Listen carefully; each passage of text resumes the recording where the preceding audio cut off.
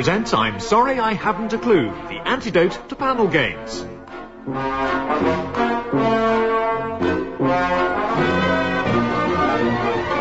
At the piano is Colin Sell, and your chairman is Humphrey Lyttelton.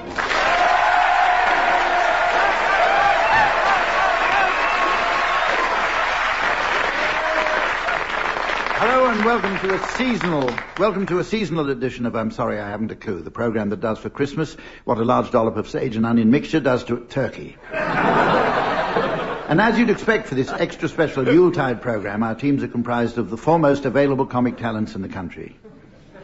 I'm sorry, that should of course read the four most available comic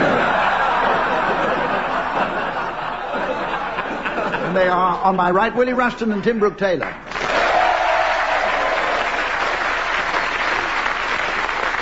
And on my left, Graeme Garden and Barry Cryer.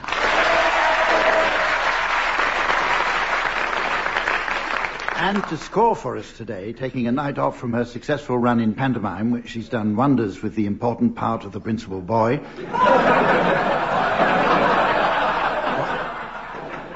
A warm hand, please, for the delightful Samantha.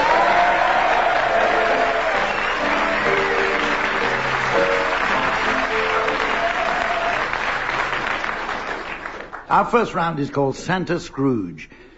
With the dark shadow of the recession still showing little sign of abating, even Santa himself is feeling the pinch.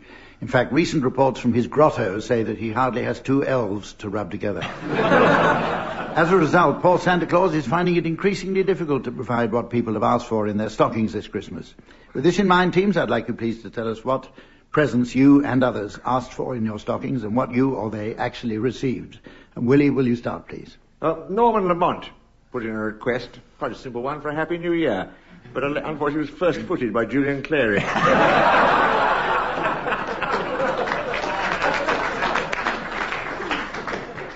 Graeme. Well, I asked for Sonic the Hedgehog. And all I got was a real hedgehog and a set of instructions for the microwave. Tim? I asked for an Apple PC and I got a policeman with Granny Smith on his head.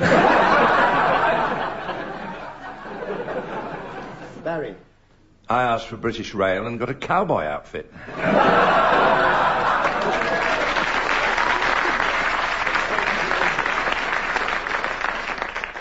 Samantha put in a request for a cocktail shaker, instead of which Oliver Reed urinated in her thermos.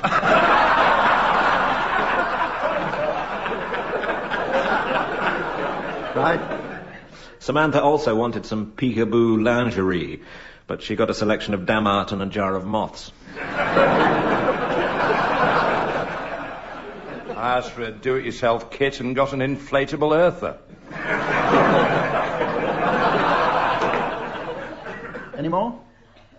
Now it's time for a round of Christmas pick-up song. And as is customary, Samantha will be utilising her intimate knowledge of my woofers and tweeters, at the same time spinning some discs on my state-of-the-art gramophone.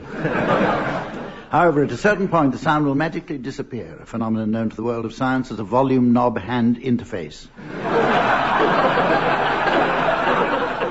If on its return, teams, you're within a mini-demi semi-quaver of the original, I shall be awarding points, and points mean prizes. And as it's Christmas, all right then, what do points mean? This week's special Christmas prize is a 24-carat vegetable patch. Tim and Willie... Tim and Willie, you're to go first, and I'd like you, Willie, to accompany Bing Crosby and you, Tim, to accompany the Andrews sisters in their version of Santa Claus is Coming to Town.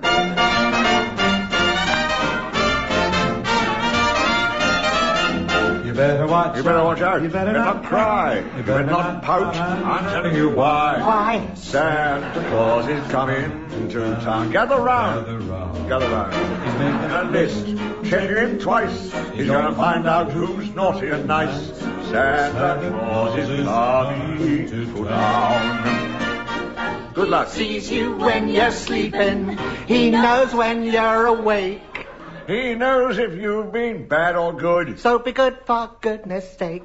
Oh, you better watch out. You better not cry. You better not pout. I'm telling you why. Santa Claus is coming to town. 2, 7, 9. Little tin horns and little toy drums, rooty toot toots and rummy tum tums. Santa Claus is coming to town.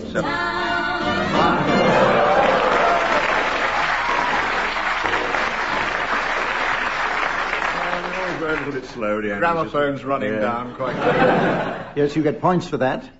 And now your turn, Barry and Graham. And I'd like you to accompany Elvis Presley and his backing singers singing Blue Christmas. I'll have a blue Christmas without you. I'll be so blue just thinking about you. Decorations of red on a green Christmas tree. Will be the same with me. And when the blue snowflakes start falling, Ask a man to drink and imitate Elvis. that's when those blue memories start calling. You'll be due.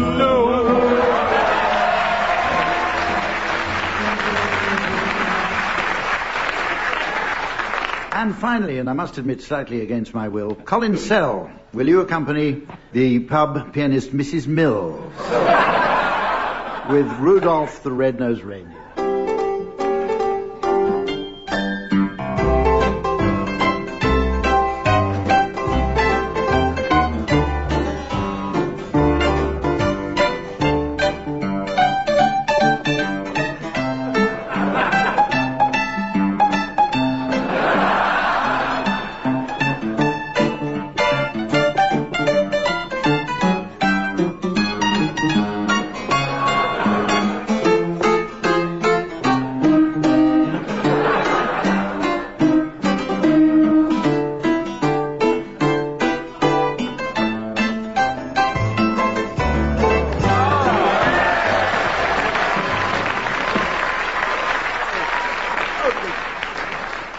Rotten, absolutely rotten. It was close, huh? It was close. What to, I don't know, but it was close. Anyway, Johnny, I'll give you some points for that, too. I've got plenty to spare. It's now time to play a special Christmas version of the popular round Good News, Bad News. It's called Good Tidings, Bad Tidings. In this round, teams, I'd like you please to take it in turns to continuously alternate good tidings with the corresponding bad tidings. When I've had enough, I shall give a signal for you to stop. Now, I don't have the horn this Christmas like I usually do. So, instead, teams, your signal to stop will be the charming and evocative sound of Santa's sleigh bells. Doesn't that hurt your lip?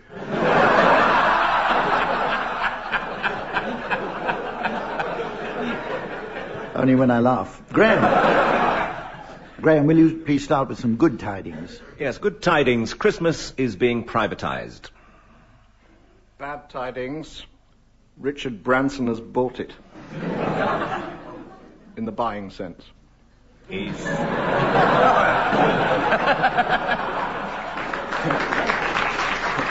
Otherwise it wouldn't be bad tidings. He's promised not to change it, apart from moving it to August. Bad tidings, the three wise men will now bear gold, frankincense, and mates.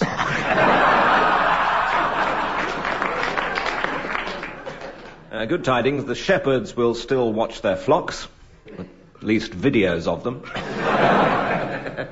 Bad tidings. The innocents will still be shopping at Herod's.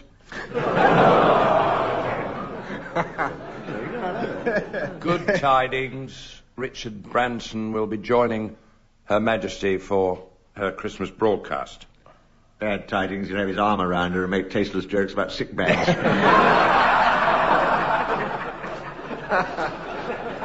Good tidings, though, there will be room at the Holiday Inn. Bad tidings, but you'll have to fly Virgin Mary.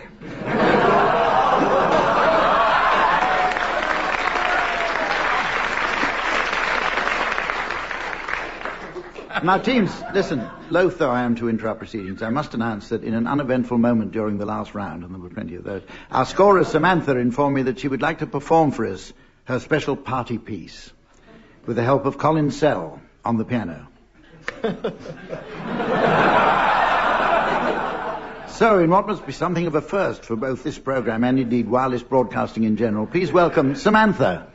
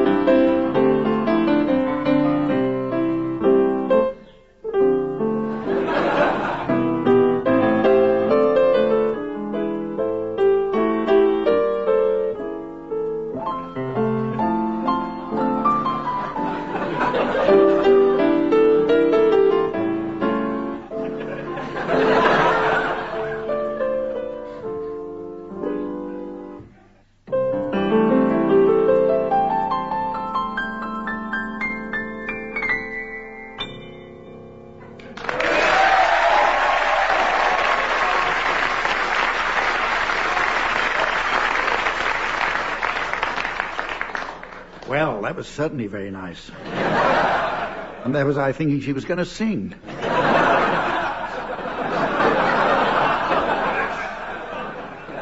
Right. Now it's time to play the game called Mornington Crescent.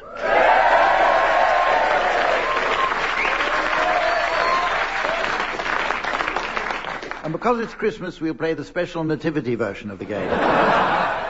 The rules are almost identical to those of the standard game. However, in this version, the winner is the first person to reach Bethlehem.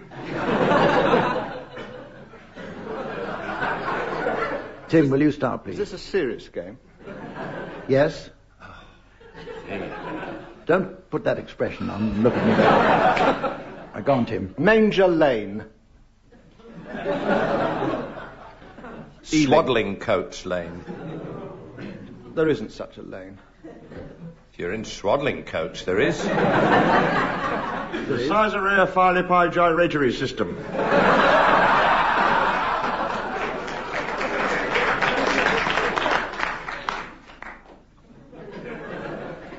Shepherd's Market.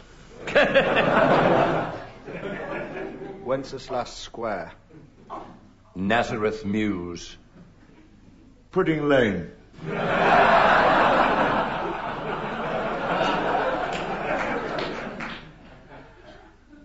Oxford Circus. Oh, very good. Nice one. Bedlam Road. You can't. That one. Oh, we've got them. You have a problem, Barry? Bedlam. Yes. Okay, Humph, you're the arbiter. If it's all right, it's all right. Very Not much. a bad loser. Not a very good winner, either. Chalk Farm Road. Bethlehem. Well, they got a minicab. 3 wise men.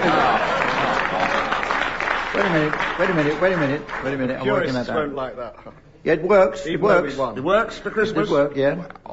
Yeah. Agreed, everybody? I don't want any bad feelings. only It's a season of peace and goodwill. All right. Audience agree? Yo, what does that mean? I think the Yos have it. It's that sort of decision All right, that makes I'll- John Major Prime Minister.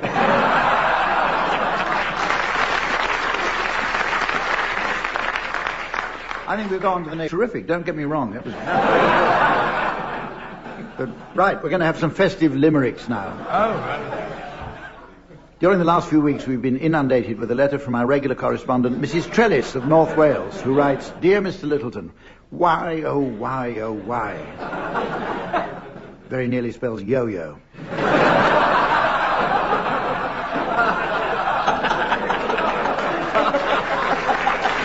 So, thanks, sir, to Mrs. Trellis, and keep writing. In this round, teams, I shall provide each of you with the promising first line of a limerick, which I'd like you to complete, taking one line each. We're going to start with you, Graeme. When out in the woods after holly, I heard someone sing, "Hello, Dolly." It was Danny LaRue. Who said, "How do you do?" So I showed him with the use of my brolly.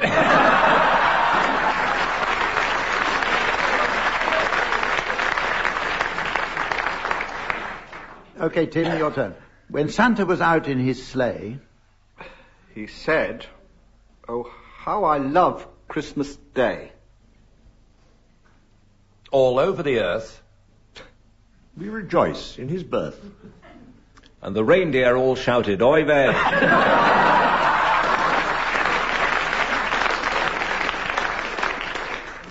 Barry, first line for you coming up. While hanging some balls on my tree.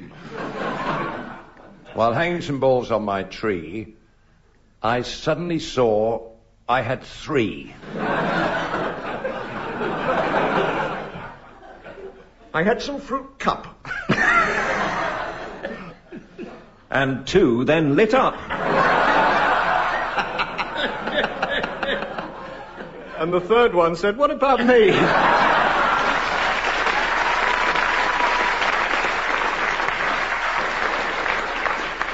Finally, one for you, Willie. There was an old skinflint called Scrooge. There was an old skinflint called Scrooge who anointed his nipples with rouge.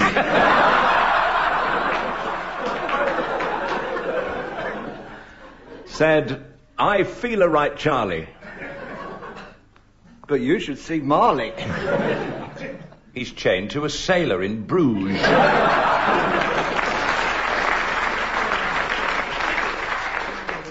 Our next round is a firm favourite called Swanee Kazoo, which delightfully matches the lilting ululation of the Swanee whistle with the rhythmic rasp of the kazoo.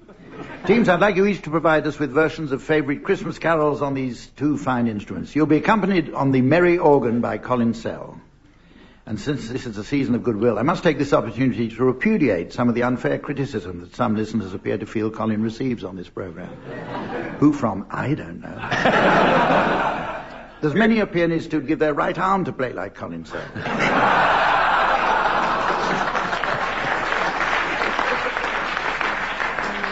In fact, losing an arm would be a very good way to perfect the technique.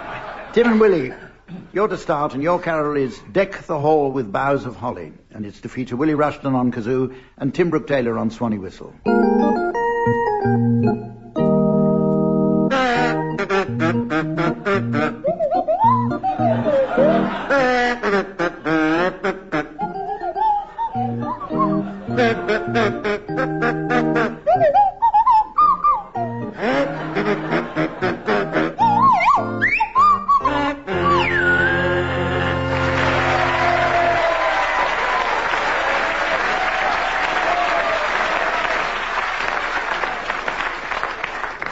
Your turn, Barry and Graeme, and I'd like you, please, to provide a rendition of the 12 Days of Christmas to feature Barry Cryer on kazoo and Graeme Garden on Swanee whistle.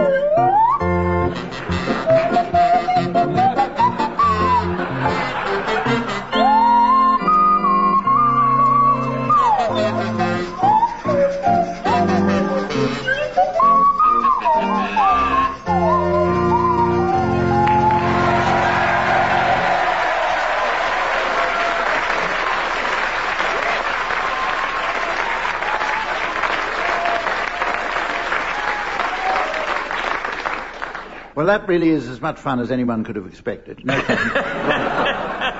Wrong page.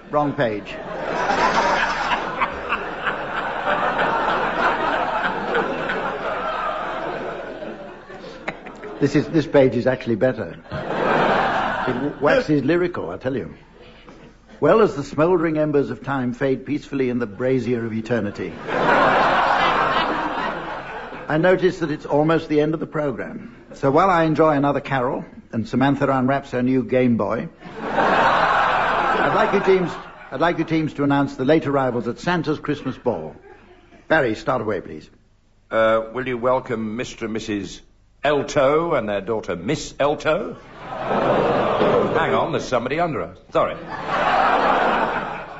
Please silence and loosen your beards. For Mr. and Mrs. Tidelogs and their bald son Yule. And will you welcome, please, Mr. and Mrs. Amanger and their son Wayne. Amanger.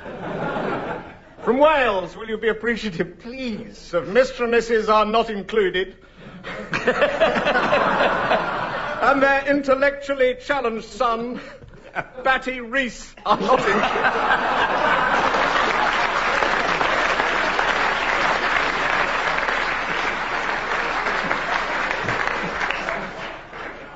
Will you welcome, please, Mr. and Mrs. Ivy and their son, the Bishop, the Holy Andy Ivy.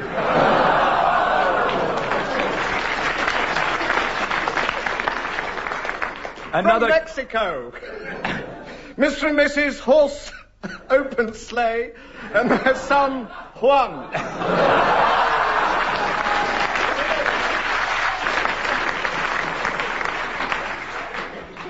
Another crisis. I've just heard that Santa's drunk and he's holding a painting by an 18th century French pastoral artist and a piece of paper out of a cracker. Oh no, he's blotto in the grotto with a watto and a motto.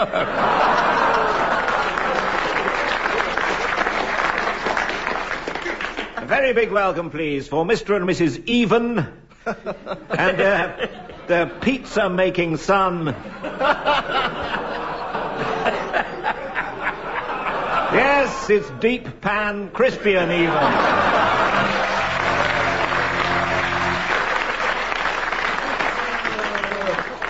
Well, ladies and gentlemen, with a certain sense of déjà vu, I have to say that really is as much fun as anyone could have expected.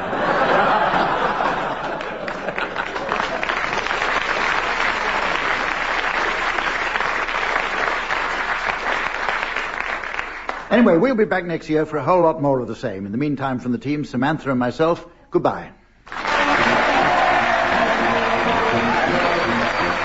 Tim Brooke-Taylor, Barry Cryer, Graeme Garden and Willie Rushton have been given silly things to do by Humphrey Lyttelton, with Colin Sell setting some of them to music. The programme was produced by John Naismith.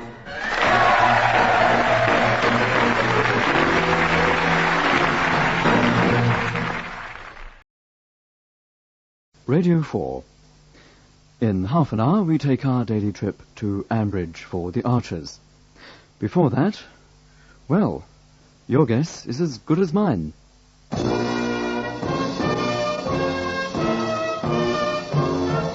We present I'm Sorry I Haven't a Clue, the antidote to panel games.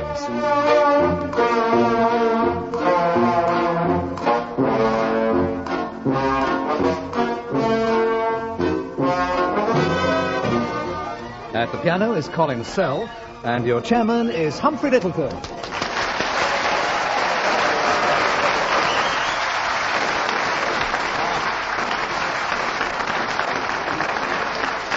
Hello and welcome to a special edition of I'm Sorry I Haven't a Clue. Everybody loves a turkey at Christmas lunchtime, and so we're here to provide one.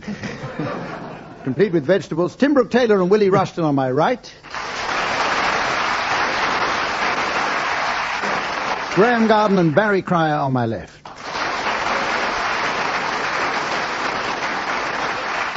And sitting next to me, of course, bursting with goodwill and silicone, our scorer, Samantha.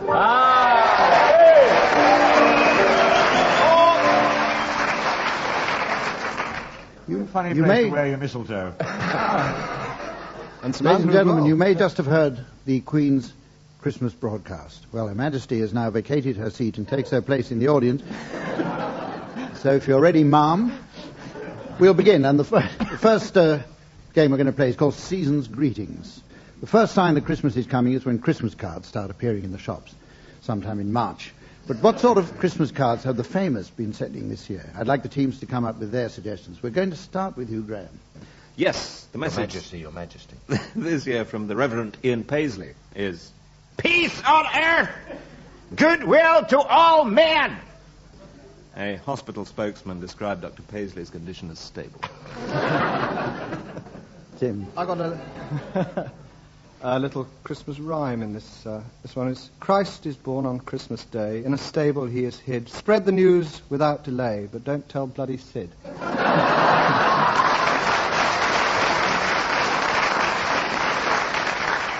Barry. Well, Your Majesty, my lords, ladies and gentlemen, I found a historic... for an OBE. I found a historic Christmas card, actually. It was from Gauguin to Van Gogh, which said, a Merry Christmas and a Happy New Year. Hope you got the new pair of spectacles.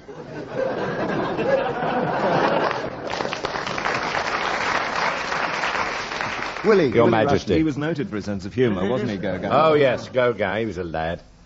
I don't want to interrupt. Go I ahead. Thank stopped you before. you very much. This comes from Sir Robert Armstrong in Australia, where he's probably going to spend the rest of his days. It's addressed to Mrs. Thatcher, and he says, I wish you every happiness for the festive season. Please note I'm being economical with the truth.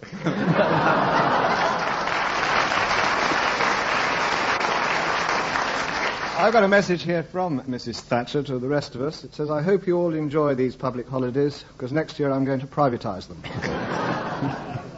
Another historic one. It was from Nelson to Lady Hamilton, which said, weather lovely here, see you in the new year.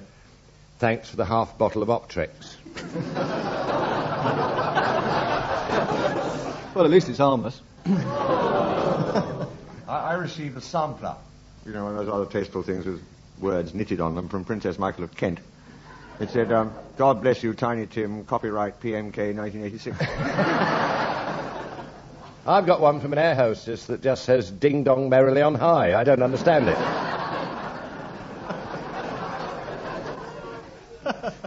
Any more? Good. Right, we'll go on now. We'll go on now to the point where I give the teams advance warning of the late arrivals that they'll be introducing at the end of the programme. We've had a very novel suggestion for this week's ball from a doctor, Dr. Chris Barraclough. He suggested the late arrivals at the Christmas ball. Good Lord. I want a second opinion. So, teams, you've got to start thinking now. That doesn't make a change. Course. We're going to play the game called Just a Minute. We can play that later. We're going to play the game called Just a Minute, which is a musical round in which the team members attempt to sing a song for a minute without hesitation, repetition, or deviation. Our special festive song is On the First Day of Christmas. And we'll start on my right here with Tim Brooke-Taylor. On the first day of Christmas, my true love sent to me a partridge in a pear tree. That was a second 24 hours about December the 25th. Your false flame dispatched in my direction. Haven't said two turtle doves previously. Two turtle Yes. doves. Hesitation. Gross hesitation. I call it No, timing. not gross, but it was Musical hesitation. timing. You may call Two it timing. turtle doves. It was to be quiet. Oh, you're so masterful. Barry, you can take up the song. Oh, I wish I hadn't said that now. Are we on two? Hesitation. Yes, quite right. Carry on, Tim. Challenge. Repetition of hesitation.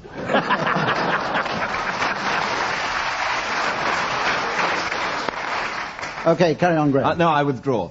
Go on. Go on. Two turtle doves and... Challenge from Tim. Deviation. What's he doing with these two turtle doves? Quite. I think he's about to tell us. Oh, right. Ding dong merrily on high. Carry on, Graham. Nothing to do with swan upping. Carry on. Carry on, Graham. And a game bird in a fruit bush Graeme Garden wins upon that round. the Oh, wait a minute, he's got another verse. Will it ever end? diurnal period of Yuletide. My missus dispatched in my direction 3 French hens, a pair of tortoise-like pigeons, and a bit of a ridge in a...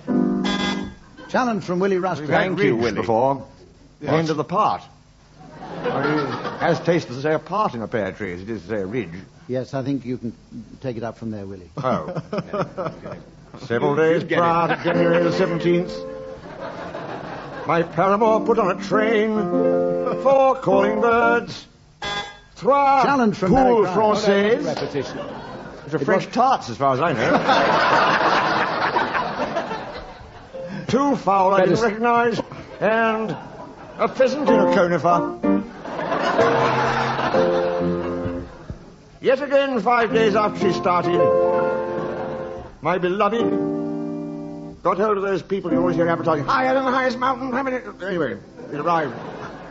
What day was I doing? I can't read this. 5 gold rings. A quartet of telephonists.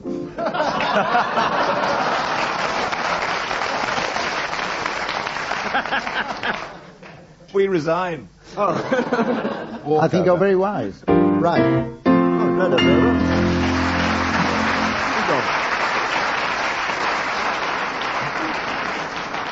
Now, I'm sorry I haven't a clue wouldn't be complete without a round of everyone's favourite game, Mornington Crescent.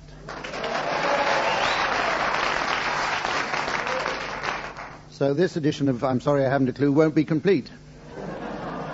Mornington Crescent Station is closed at Christmas, so it's impossible to play the game. We'll go on to the round called Good News, Bad News.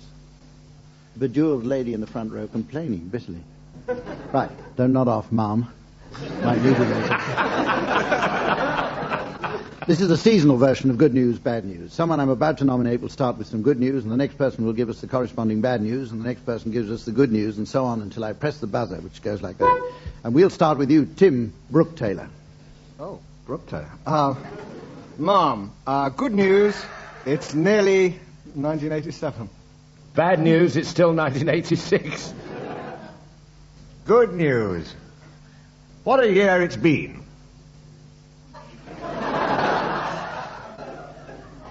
For example, London rubber has shot through the roof.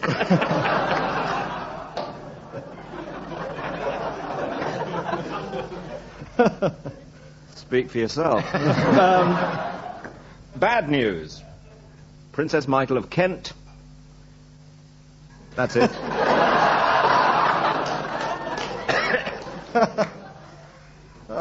Good news.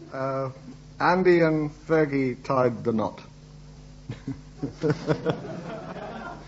They'd have been better off with shares in the London Rubber Company.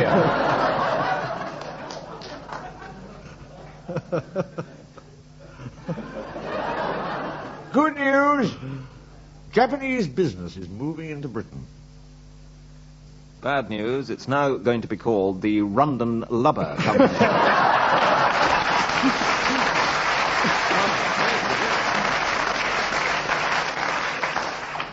We've got time for another round of that, so we'll start with you, Graeme. Give us some good news. Yeah, good news. I've just finished stuffing the turkey.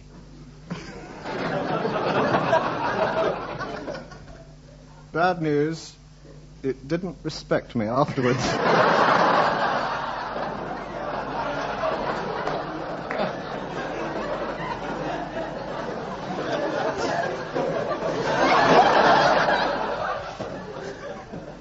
Good news, I've just pulled a cracker.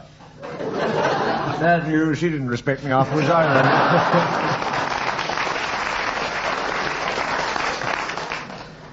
Good news. Cilla Black is doing Puss in Boots this year.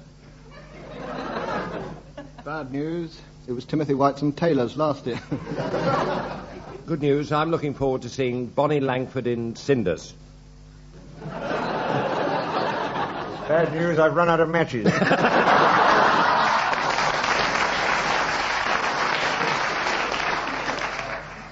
good news. I'm looking forward to seeing Tommy Steele's Buttons opening next week. Bad news, you're on your own.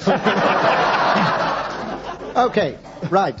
Let's go on to the next game, called What I've Always Wanted. I want our teams to tell us what they got for Christmas, what they said to the giver, and what they meant. And we'll start with you, Willie Rushton. This is the letter. Dear wise men, deeply flattered by your gift of gold and frankincense, but why the polyfiller? That's good, yes. Graeme. Pair of socks. To which the response is, they'll go very nicely with the tie you gave me last year.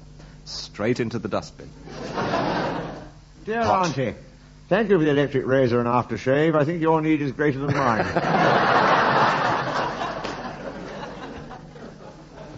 What a very ingenious present. You actually did make it out of bottle tops, you mean swine. Basically, the one is you shouldn't have, which means you shouldn't have. Dear Uncle Bob. Hello, young Willie. Thank you for the year's subscription to the Daily Mirror. It could save a fortune in cat litter. I tell you what. Tell us what, Uncle Hump? We'll go on to the next game, which is called Christmas Paranoia. Now, listen carefully. Team A decides that there's something wrong with Team B, and Team B have to guess what is wrong with themselves by asking questions. Team A reply in a manner appropriate to Team B's affliction, and the aim is to make Team B paranoid. It'll all be quite simple as it unfolds. And Graeme and Barry's seasonal affliction is now going up on our audience computer.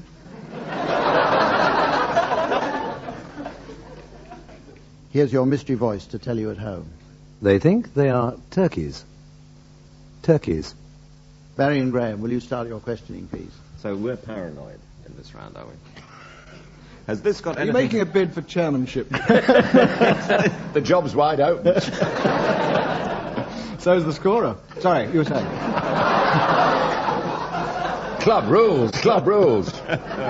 Dear me. Crumbs. No offence, Ma'am. Right. She's a sport, she won't mind. Carry on. Has this anything to do with Christmas? Don't think about Christmas at all. No. It'll only make you uneasy. Is it to do... Do we find Christmas a less than festive prospect? It's a question of the way you look at it. We think we're Scrooge. We know. By whom? No. What did you say? I don't think anyone has ever sunk that low. Keep your So we're not looking forward to Christmas. No. We think we're turkeys. Yeah.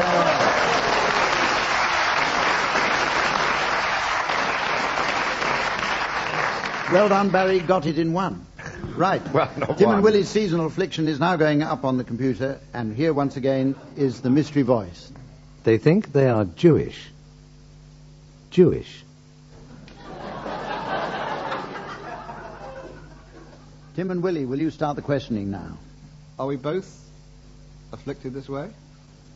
I don't like the word afflicted. No. Is this some ism type thing we have? Not to me, it isn't. No. Is it festive? You're trying to be very nice to us because we think that we're a minority of some sort. Well... No, we're not trying to be No. Oh, So what are you being very nice about? We think we're talented. No. this is often the case. Ah. Well, this is fun. We're festive balls. Dangle from the ceiling, twinkling in the lights. No. Well, thanks for the help. It's really good, isn't it? The way they're bringing us along, I suppose. We're the three Maggie, as if one wasn't enough. You've got about 10 seconds to overtake Barry and Graeme and win this round from behind. I'm past 10. I've lost the will to live. To you, 9. They're not going to get it out. We're Jewish, obviously.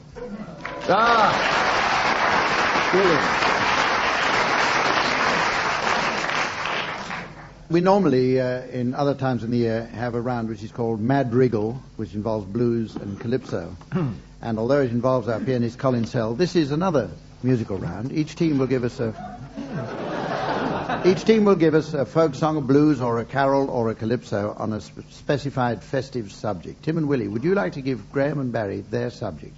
Yes, I think a Christmas blues, something snappy like a little boy the night before Christmas, just want to set the picture, wandering around the home, and he sees, sounds like a Spielberg film, this, and sees something that surprises him. Could you be more specific? Blues.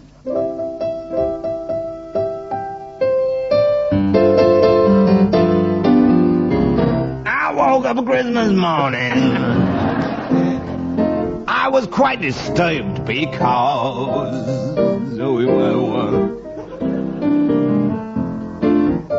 last night I went a-wandering, and I looked in all the doors. I could have been mistaken.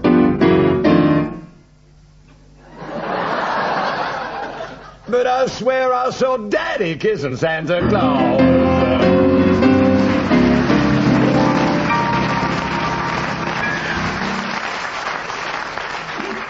Right. Graeme and Barry, you'd like to give Willie and Tim their subject, I'm sure. We'd like them to sing an Australian carol to the tune of Holly and the Ivy. How does the Holly and the Ivy go? The Holly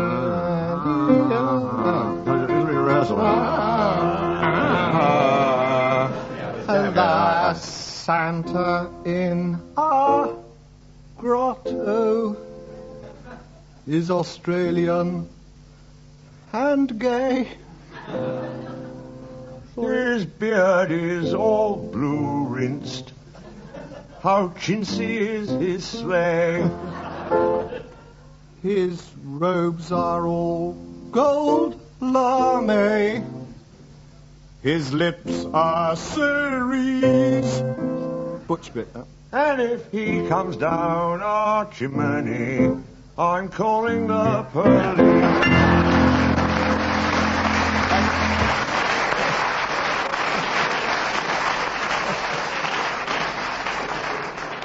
And during that time, Samantha's been very busy keeping the score. This looks fun. Here's a game called Pudding on the Lips. So I want our team members to eat an individual Christmas pudding. I want them to do it without using their hands. First one to finish his pudding wins a year's supply of Bernard Matthews turkey roasts. The losers get 2 years' supply of Bernard Matthews turkey roast. And start eating now.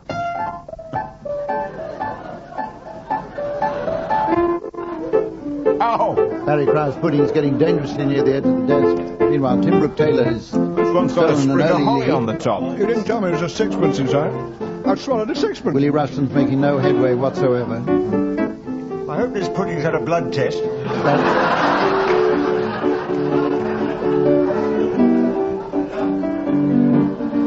Barry Crow's quietly making headway.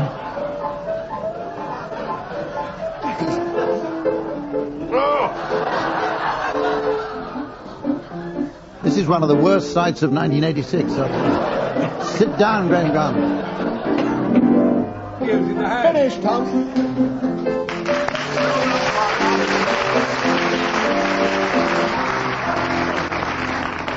My, that was good. Unfortunately, your partner hasn't begun yet, so... He ate it. Mine's attacked the audience. It's got a corgi by the leg.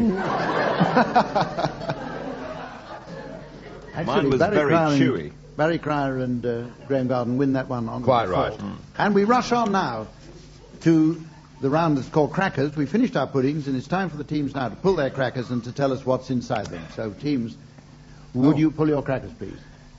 All right. Okay, Barry, what's inside yours? It's a Derek Jameson hat. That should fit all of us.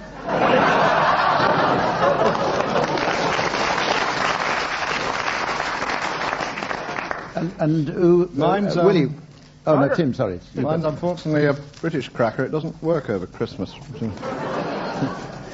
Willie, what have you got in yours? A nice motto. Unfortunately, it's printed in Taiwanese.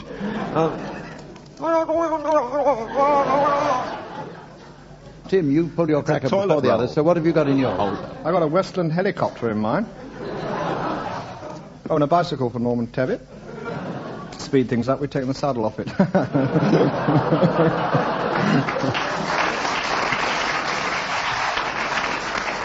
I thought he said, get on your bisexual. I was very confused for like 6 months.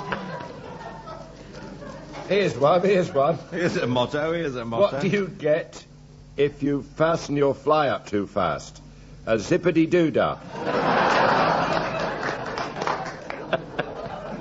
Our audience, I've got to show you this. It says, date this antique. Underneath it says, Derby Japan dish 1811. That's the price. It's or Edwina curry, as she sometimes called. That's interesting, because I got this inflatable woman. And you blow it up and release it, and it goes all around the room, doing a very reasonable impression of Edwina Curry.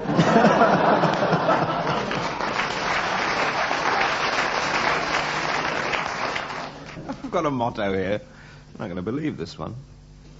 I got this out of a cracker just now, and it says, Un raseur est celui qui se met à vous parler au moment où vous voulez. You think that's funny? Wait till you hear this bit. Qu'il vous écoute. The way he tells it. Yes, exactly. This is an interesting. I think it must have been a Harrods cracker, because this is a motto aimed, I think, for our friends from the Gulf. It says, may your camels prosper and increase, mate in profusion, and bear fruit prolifically, but not in your living room. Okay, teams, I think we've got all we can out of that round. Here's a round where I sit back and do nothing. Oh. While the teams give us their late arrivals at the Christmas ball. Shall we get the people called Chris out of the way early on? Will you welcome, please, Mr. and Mrs. Must Comes But Once a Year, and their son, Chris. Mr. and Mrs. Gullbells, and their daughter, Jean Gullbells, who goes all the way, I believe.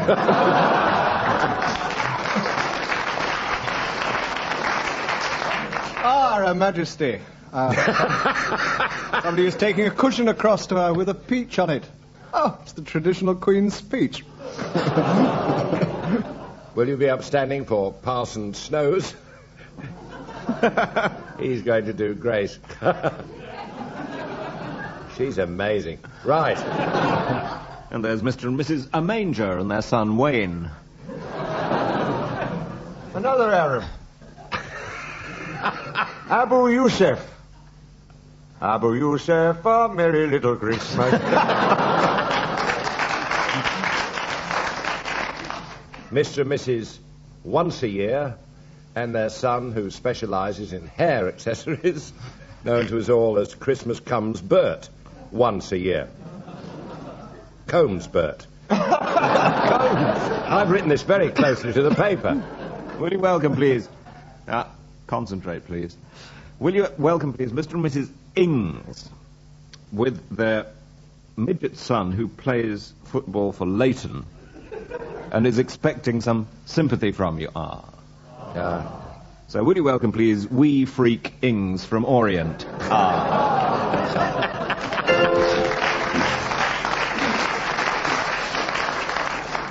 Closely followed by an obscene drunken chap from Copenhagen. Yes, it's Rude Olaf the Red-Nosed Reindeer. Welcome return, please. For Christmas, Arthur White and Emma Dreaming. Emma Dreaming, Arthur White, Christmas. Don't forget Mayor Daysby, Mary Ann Bright. Oh. Anna May Hall York Reese. Mrs. B. White.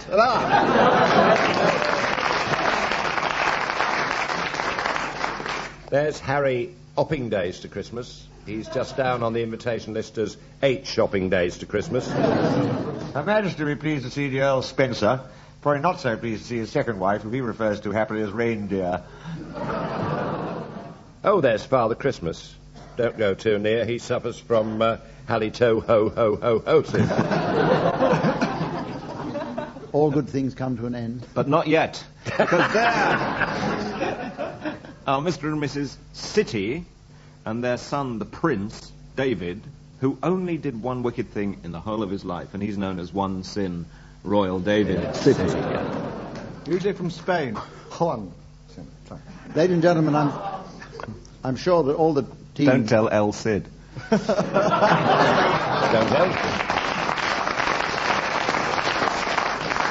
I'm sure the teams will join with me in hoping that you're having a happy and festive Christmas, and I'm sure you are, especially if you're listening to the repeat. That's all for now, and join us again sometime next year for another series of I'm Sorry I Haven't a Clue. Goodbye.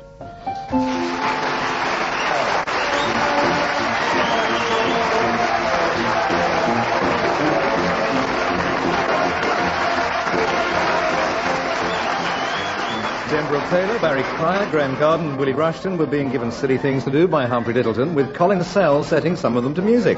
The programme was produced by Paul Mayhew Archer.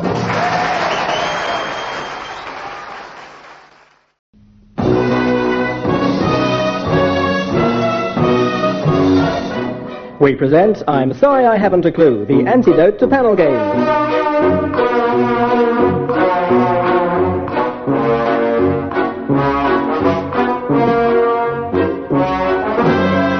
At the piano is Colin Sell, and your chairman is Humphrey Lyttelton.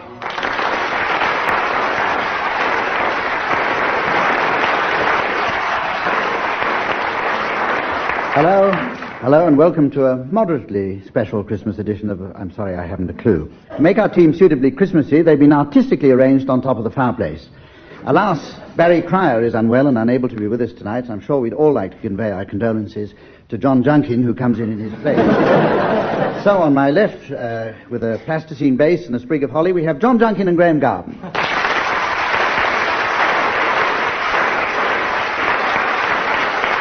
And on my right, covered in crepe paper and made out of pipe cleaners, we have Willie Rushton and Tim Brooke-Taylor.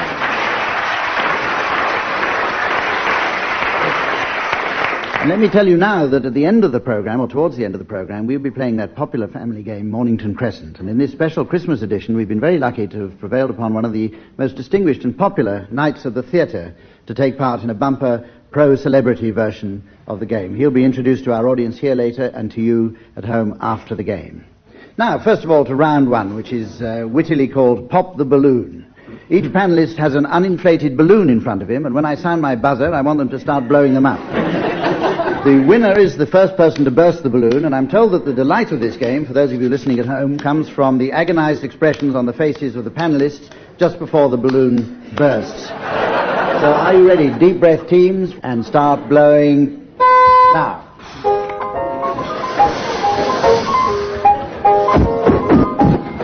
I don't think mine is a balloon. You ready for this?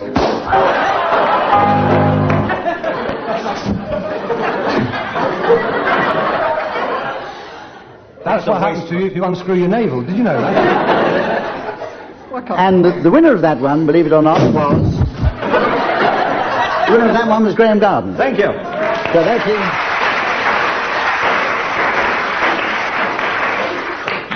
And nobody came second because they all released their balloons and they're flying still around the room. Now, at the end of the game, ladies and gentlemen, I'm going to ask the teams to give their suggestions for late arrivals at the Christmas ball. So teams, at the very end of the programme, you'll be asked to do the late arrivals for the Christmas ball. Christmas? Yes. I don't see the connection. Oh. Nothing if not topical. Now then, we go on to the round called Sound Charades. One team has to make noises and the other team must guess what they mean, and the audience are let into the secret and can help by applauding when they're getting warmer and doing the other thing when they're not. We have our electronic computer here to let the audience know. And a mystery voice will tell those of you at home what the answer to the charade is. Those of you who'd like to join in the guessing with the teams and don't want to hear the mystery voice, we suggest that you listen instead to the sound of chalk on blackboard. Tim and Willie, you're going to do the first charade, which is going up on the board right now, and here's the mystery voice to tell you what it is. The Black Hole. Right, Tim and Willie, is it a film, a book, or what? I don't know, we didn't hear the mystery voice. You On the weren't other meant hand, we will do a film. Film. Yes. And it's got 3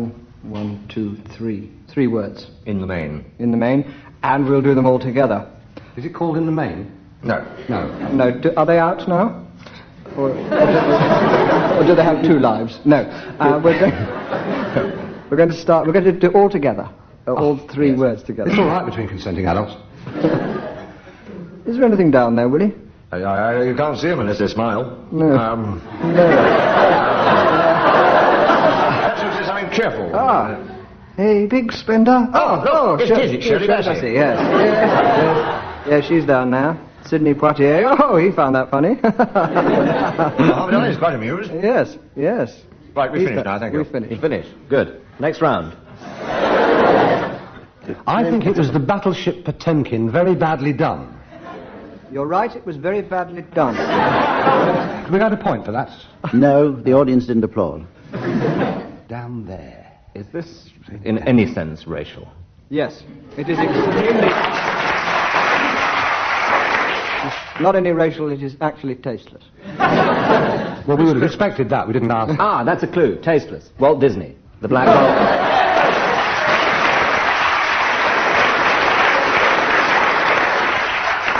Very good, Graham. You get for your team the maximum of 6 marks. And we go on to your charade. It's going up on the board now, and here's the mystery voice to tell you what it is. Ali Baba. You done it. Graham and John, will you tell the opposition whether it's a film, a book, or what? No, because, as with both of our charades this time, this is a Christmas entertainment. How many words? 2 words. Good Lord. It's quiet out tonight.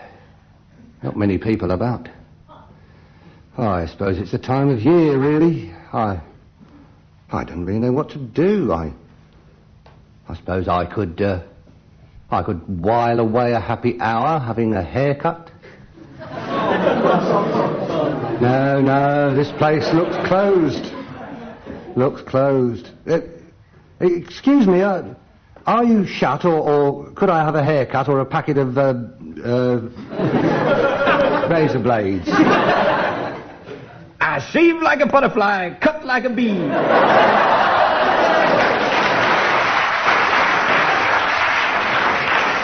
The shop looks shut, but it's open, says me.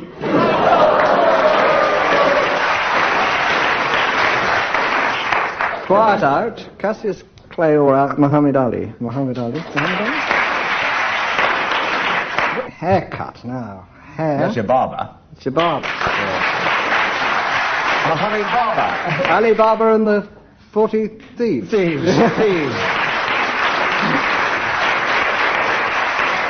Tim and Willie, aided by approximately 10 minutes of applause from the audience, you only get 3 marks there, and we go over to a charade of yours once again now, and this is now going up on our board, and here it is for you listening at home. Apocalypse Now. It's the noisiest writer I've ever heard. Right, Tim and Willie, will you tell the opposition whether it's a film, a book, or what? Willie will. It's a film. And how many words? That's a clue. 2 words. 2 words. Are you doing them separately or all together? We're going... All together, entirely, at once. Right. Oh, Carlo, what do I do next? Sophia, I want you to apocalypse when I shout...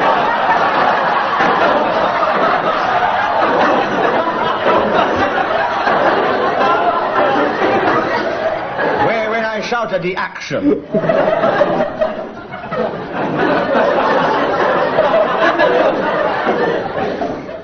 That's Law and Order. Close. Apocalypse. Oh, yes, it's Apocalypse Now. Yes. Oh, wonderful.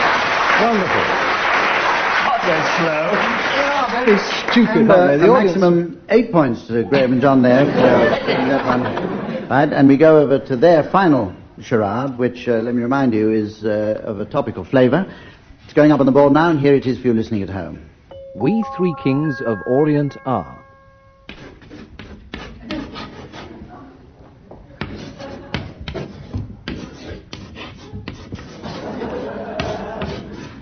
Great radio, this. Right. We all know what it is now, except for the teams. Well, I hope that Graeme and John know what it is. How many words? 1. No. That's a slight exaggeration. It's 6 words. And it's a festive offering. Yeah. Don't that fellow over there. We're supposed to be Scottish in this one. Oh, I'm sorry, John. Were you? I'm sorry. Of course. Excuse me. Aye. I'm from London. And I'm trying to make myself understood by the natives up here. Aye. Which is why I've acquired Hey, wait a minute. What? Look over there. Do you recognise that wee chap? I do. That's wee Jimmy Ing.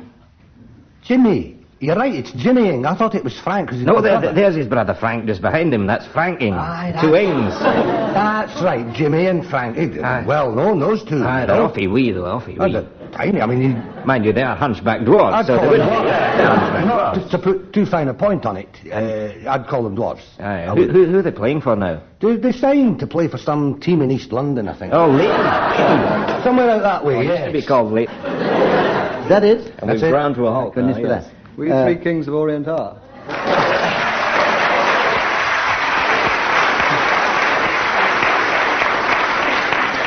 Well, then, no, actually, it was the first Noel. I was trying to get 6 words out of Brigadoon. So you shall. A brave effort from Tim and Willie, but on time faults, they lag rather far behind.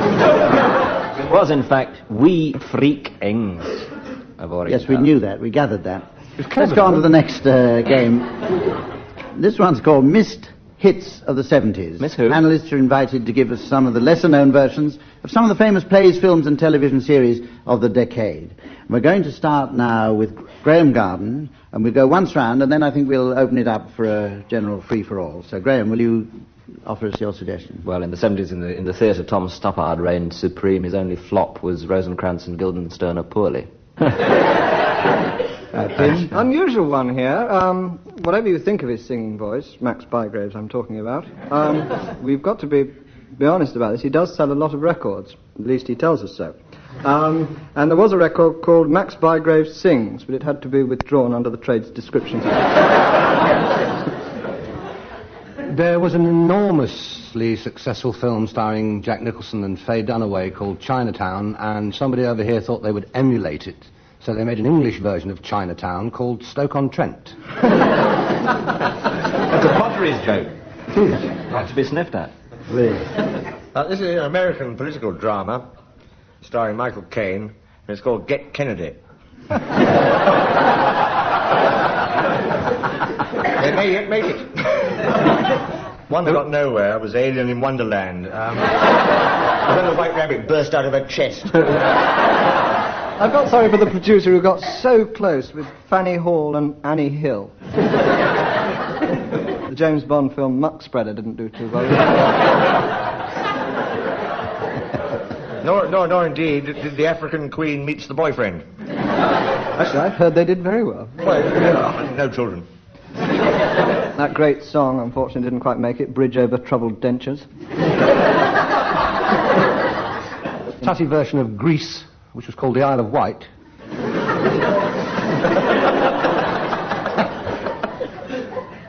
Any advance on that? One doing very bad business this Christmas is Star Trek: The Colour Slide.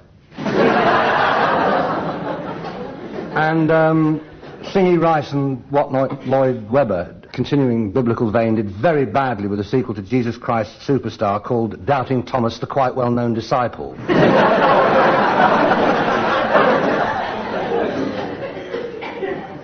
Any more? One Flew Over the Breakfast Table. Sort of miracle. Right. Well, at this stage in the game, it's level pegging.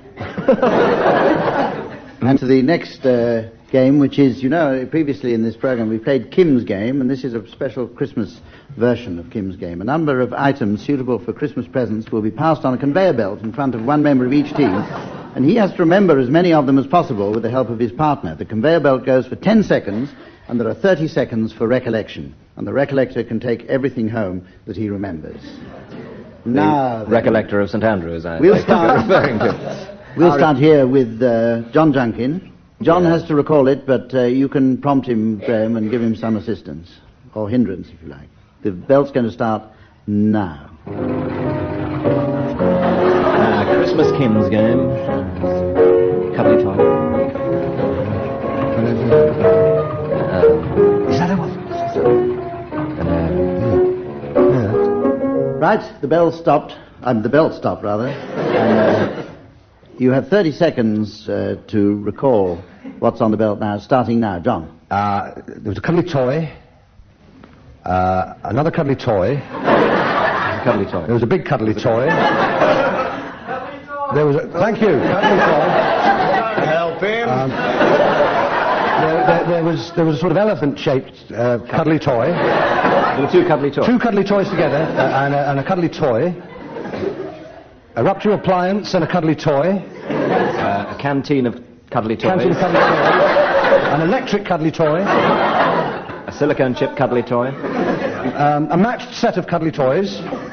5 seconds to go. Microwave cuddly toy. A microwave cuddly toy. Microwave cuddly toy. Yes. And what was that last one? A crate of 6 cuddly toys.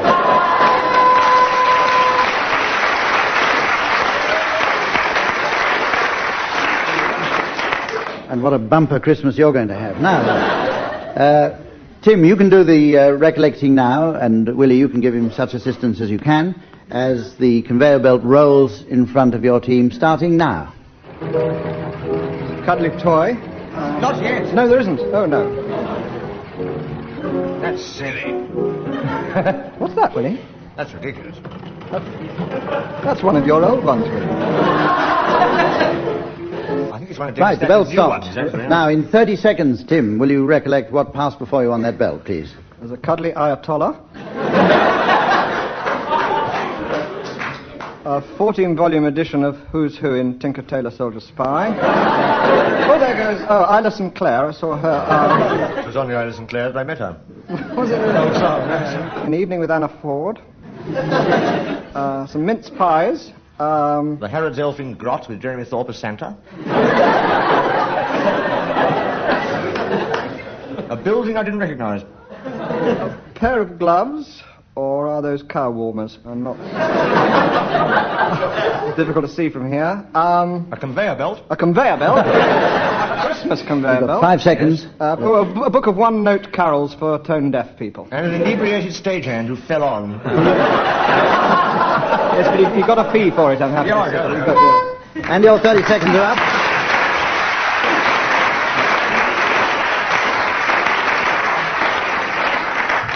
Didn't they do dreadfully? We're going to put in now... you'll all of you, especially those of you listening at home, will want to know what the score is. We're going to go on now to the blues, in which one team sings a blues on a subject prompted by the other team. Graeme and John, you're going to sing the first blues, and Tim and Willie, you're going to give them their subject, please. Well, we're going to go right off the beam of this programme and ask you to sing a Christmas blues. Ah! Colin Sell will give the introduction on the piano. So, you ready? Start now.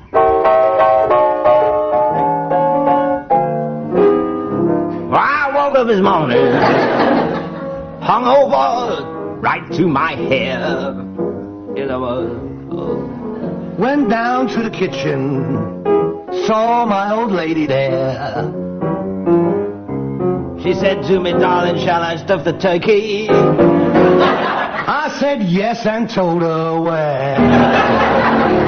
Let's go somewhere.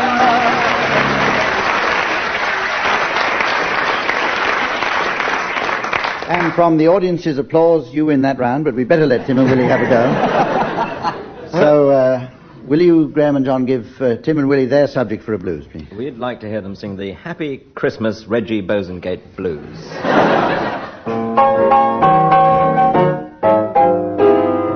I woke up this morning. Very good impersonation. Remembered I was out of work, so I went back to sleep again. Such a pity. Such a pity. I never got round to calling Mrs. Thatcher Attila the hen. Still, I've been given a brand new series. It's called all newts at 10.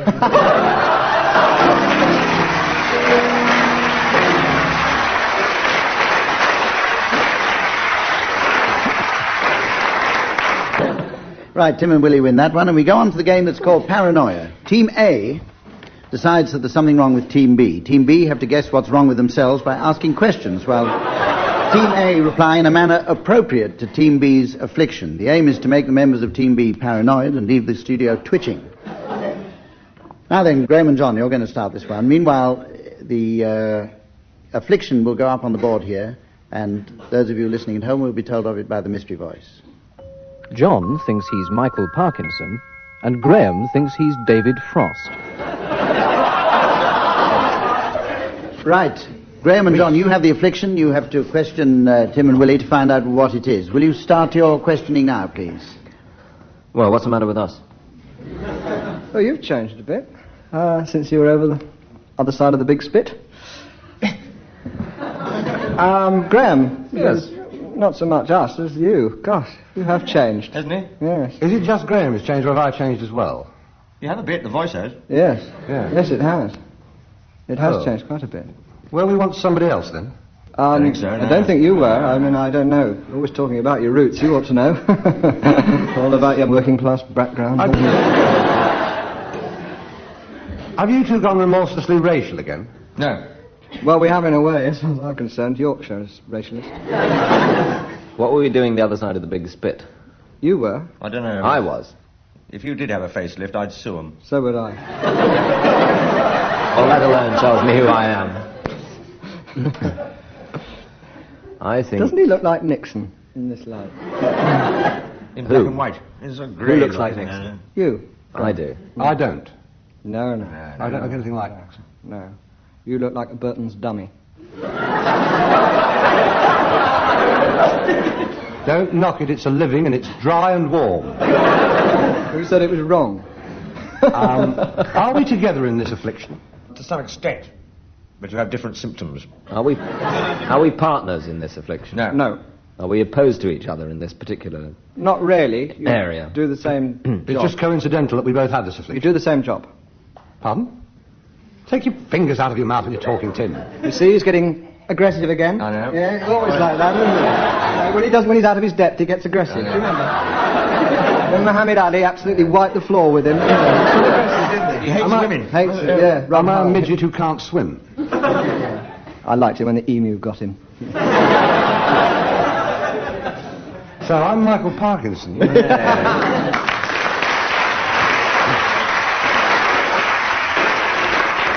Which leads me to find out who I am. No, stop grovelling. I think you've got to be a lady. Have I got to be a lady?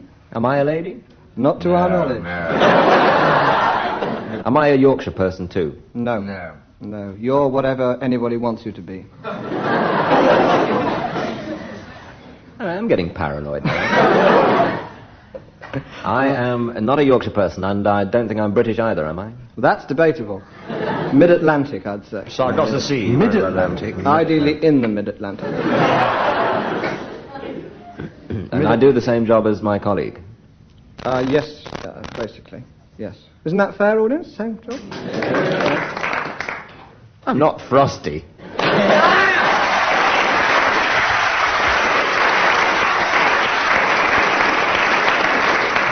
Oh, you know how to hurt Brilliant a isn't chap. the word for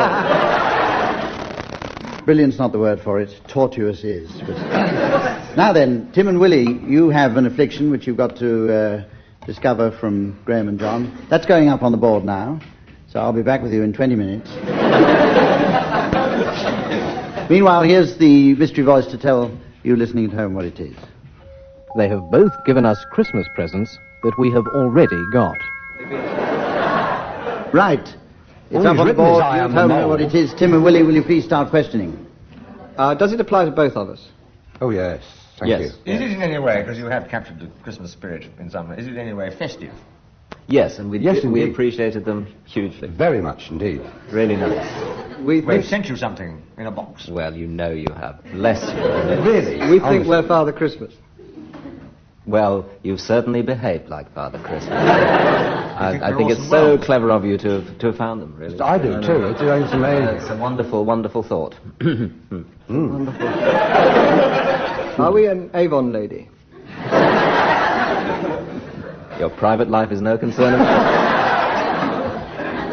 We can be an Avon person now. So, gifts. Is it gifts generally? Oh, yes, indeed. Gifts. We think we've given you something. We thank you, really. We thank you for it. It's a thought that counts. I shall use it always. There's one way I won't use it. Where but, It's a comb.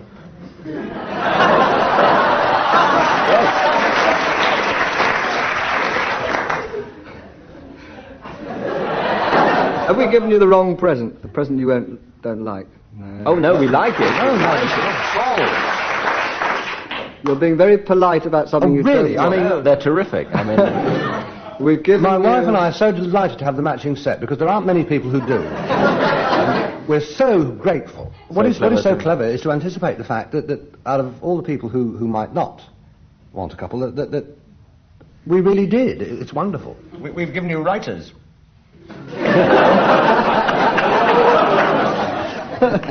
Are you lying in your answers? No. The audience is. No, so you're lying in your answers. You don't like what we've given you. You are the two most inappropriate people to get this gift. No. I mean, I can't speak for Graeme particularly on this, but I mean, I was enchanted because to be able to sit there at home and look at one at that end of the mantelpiece and one at that end of the mantelpiece. It's absolutely... It's wonderful. Bookends. Two Beverley sisters. They've established that you've given them a present. Which they don't really like, but they're being awfully polite. Why don't they like it? No taste. We've given you our collected works. Oh, no. No, none of that. Tim and Willie, I don't think you're going to remember. We've given you a copy of the I'm Sorry I Haven't a Clue book. I'm going to give you 3/4 of a mark, and That's enough. John and Graeme, you'll have to tell them exactly what it is. You've given us something we've already got. What? You've got anything. You've already got the I'm Sorry I Haven't a Clue book. I think that's unfair. It should have been a loud round of applause and 3 marks, Willie. Don't you agree? Thank you very much. There would have been a large round of applause if the audience hadn't been fast asleep. Now, here's a popular round, censored songs. Teams, I'm going to ask each of you to sing a medley of Christmas songs, and during the song it will be your task to censor, by means of a buzzer, any words you consider will outrage public decency or frighten the horses. Willie and Tim, you're going to start your selection first, with Colin Sell accompanying you at the piano. Rudolph the red reindeer had a very shiny, and if you ever saw it, you would even say it glowed. All of the other reindeer used to call it names. They never let poor Rudolph join in any reindeer games. But then one foggy Christmas Eve, Santa came to. Rudolph, with your so bright, won't you my tonight? As they shouted out with glee, Rudolph the red reindeer, you'll go down. 2 little boys had 2 little toys. One had a wooden. I think I would ever leave you where there's room on my for 2. Hurrying on now. Jingle bells, jingle all the way. Oh, what fun it is to on a one-horse open sleigh.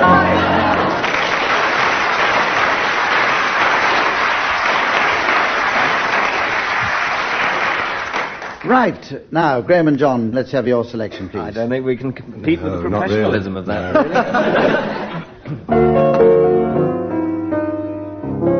Chestnuts roasting on an open fire, Jack Frost nipping at your... All I want for Christmas are me too. I saw Mommy Santa Claus.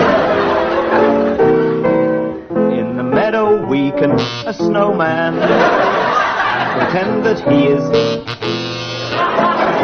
He'll say, are you? We'll say, but you can do the job when you're in town.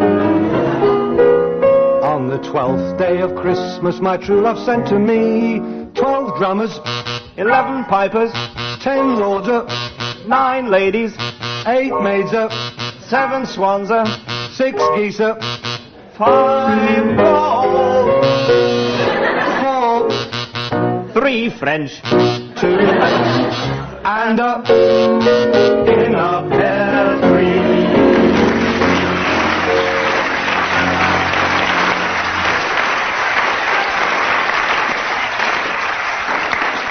Right, it would entirely destroy the Christmas spirit if I told you, Tim and Willie, how far you were behind, so I won't on the mark.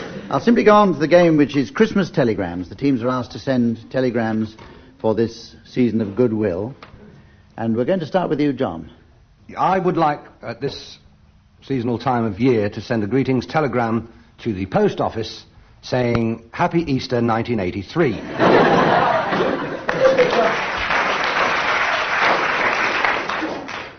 This is a general excuse. Sorry, can't be with you. Undergoing intensive plastic surgery since incident under mistletoe with Esther Ranson.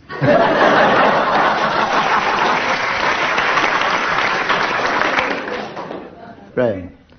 Oh, well, I was going to send one to British Leyland saying, Happy New Year, when the clock strikes at midnight, don't come out in sympathy. I'd like to send one to Lord Lucan. All right, we give up. You can come out now. Right, any further telegrams? I'd quite like to send one to the President of Turkey, just reading Get Stuffed.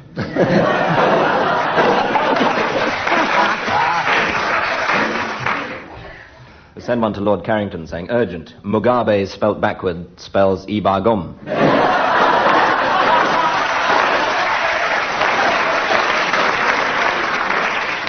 I'd like to send one to the cast of Crossroads saying, a happy Noel and a better rehearsed one. I'd like to send one, I don't suppose you'd get it, but I'd like to send one to Vincent van Gogh saying, may all your Christmases be what? And a happy new ear. Here. I'd quite like to send one to Ian Smith, who said that his regime in Rhodesia would last 1,000 years, saying, doesn't time pass when you're enjoying yourself?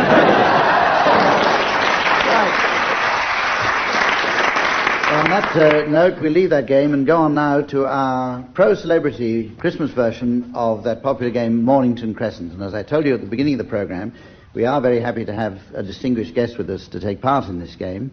And we shall tell you who he is after the game, but at this point I'd like to introduce him to our studio audience here. Sir, would you please take your seat next to me?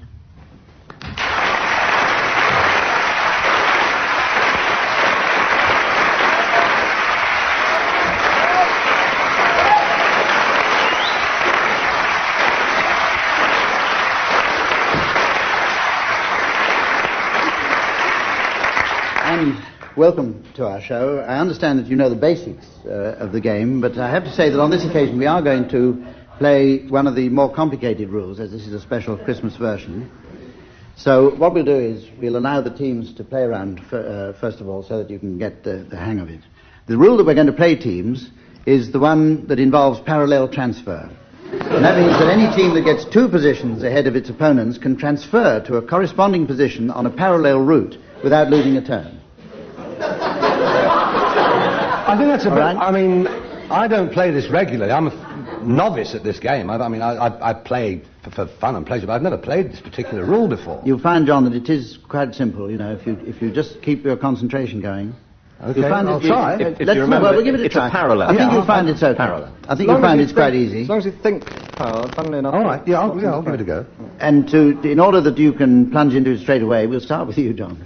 This is a gambit that we evolved playing at home, an opening gambit, and I don't know if it's acceptable here, but I'll try it. Crutched friars. I don't think you better start again, because that actually doesn't work. No. That's more. Oh, it does. No, of course it works. I mean, I don't think John evolved it. That's a well-known opening. Well, it may be now, but I'm sure we evolved it at home. It's a valid opening. That's I fine. promise. Has he especially come along? Yes, come on. It's his first. Willie, you can follow that. It's It's all right. Euston Road. Daleham Gardens. Oh, yeah. Still not right. No, it isn't. It's John's opening. Agamemnon Street, I suppose, will work. Not very satisfying. Where? Agamemnon. No, road. Agamemnon Road. Where? West Agamemnon Hampstead. Road? Yeah. It's the West Hampstead. Yeah. Is the nearest tube. Yes. Agamemnon Road. Parallel. Transfer. Transfer. Yeah, just a minute. Oh, Bouverie Street.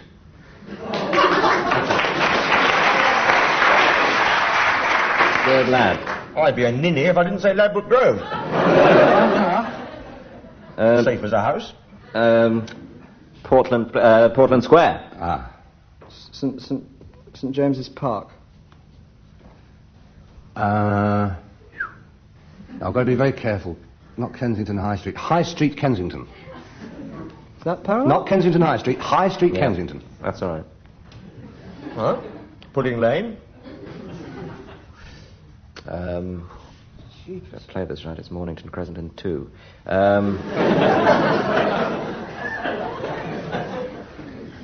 Fetter Lane. Mornington Crescent.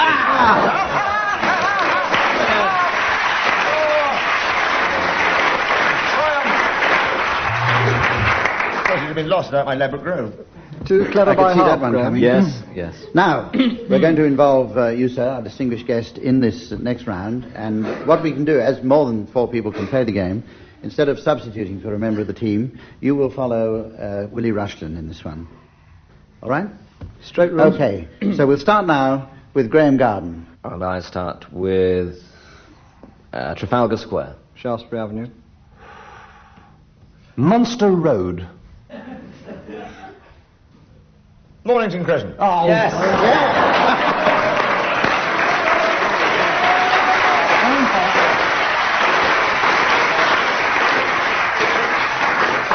Well,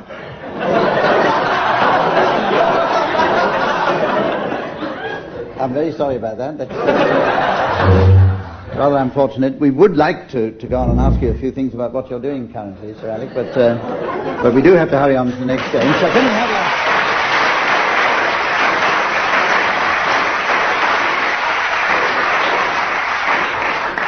Right, and we'll go on to the next game now, in which, at the beginning of the programme, I asked the teams to introduce their late arrivals for the Christmas ball, and that is exactly what they're going to do.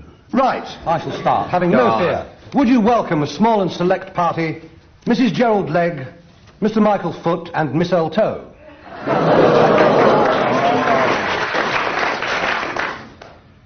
Here come some traditional visitors, the family row.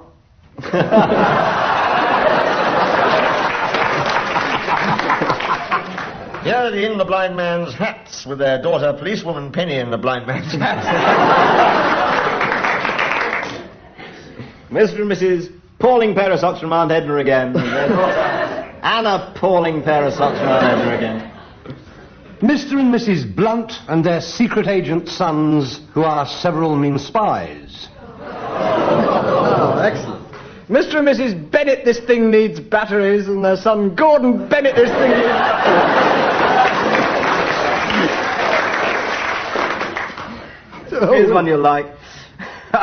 Mr. and Mrs. The Red-Nosed Reindeer and their son, Frank.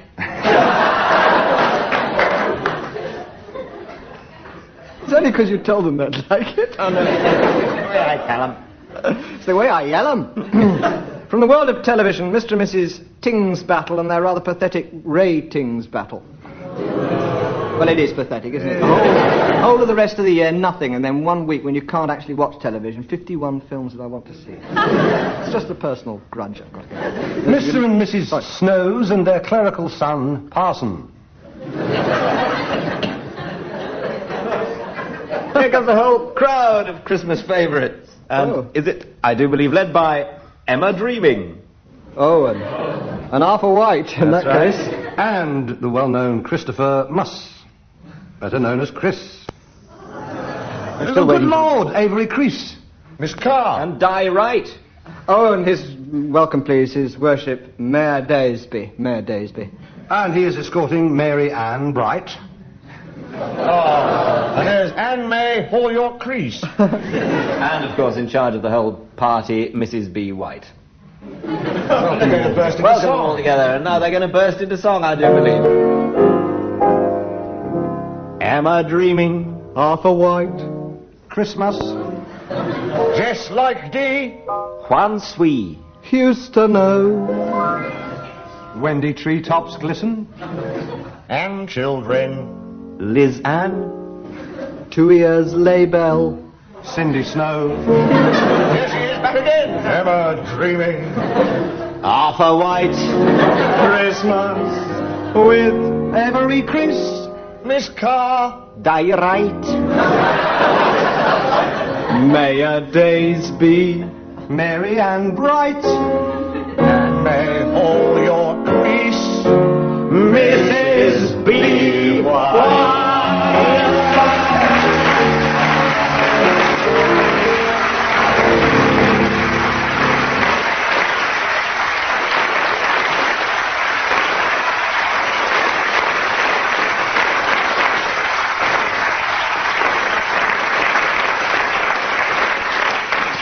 Nevertheless, I hope you all have a happy Christmas, and it's goodbye from all of us.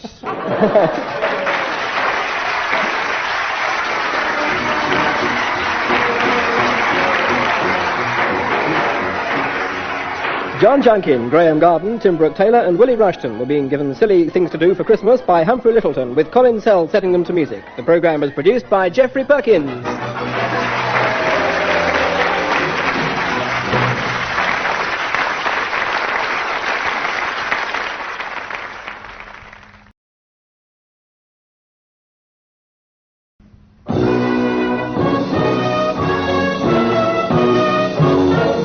We present I'm Sorry I Haven't a Clue, the antidote to panel games.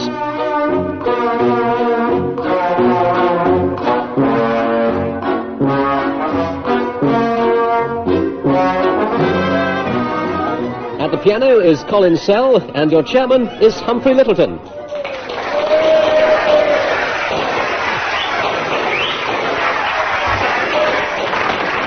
Hello, and welcome to the 1980 Christmas edition of I'm Sorry I Haven't a Clue. And it's a very special edition this year because we have a new joke which will be told by one of the team members at some stage in the proceedings. But before we reach that, let's give a warm hello, thank you, and last orders please to our two teams. On my right, Tim Brooke-Taylor and Willie Rushton.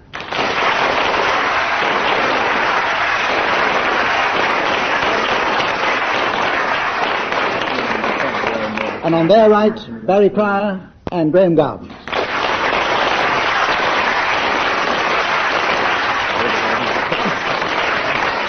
And straight away, let's go over to our pianist Colin Sell for a seasonal note. Thank you, Colin. Now, before we do round one, teams, you'll see that in front of you, you have a Christmas cracker.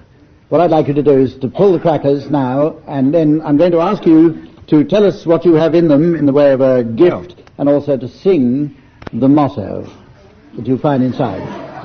Pull the cracker. I've got a Those of you listening at home, I'd like to put your fingers in your ears. Oh, well. All right. Made in Belfast. Oh, nothing in there.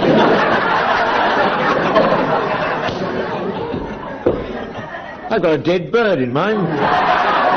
Mine says keep Okay, away from Willie, children. we'll start then. A dead bird and your motto, will you please sing? Colin, give me an intro. It's more of a riddle. What is the difference between photography and influenza? Answer. One makes facsimiles, the other sick families.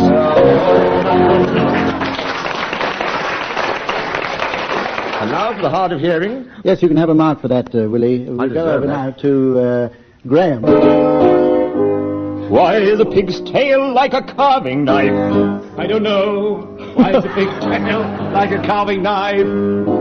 Because it's waved over ham. Victorian conundrum. Graeme, we never heard what gift you got in yours. I got a pirate's eye patch. I was hoping for a parrot.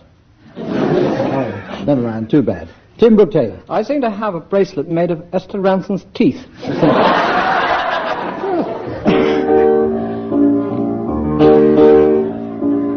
Cupid's its arrows strike their dart deeply through my faithful heart. Evermore, my love, thou art. What a boring cracker this one was.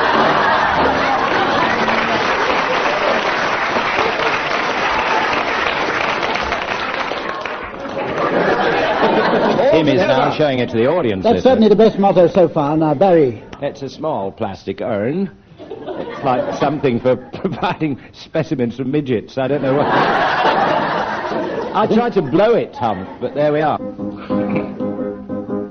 Why do old maids wear muffs? Why do old maids wear muffs? What a good question you're asking me. Why do old maids wear muffs? To which I reply, to keep off the chaps.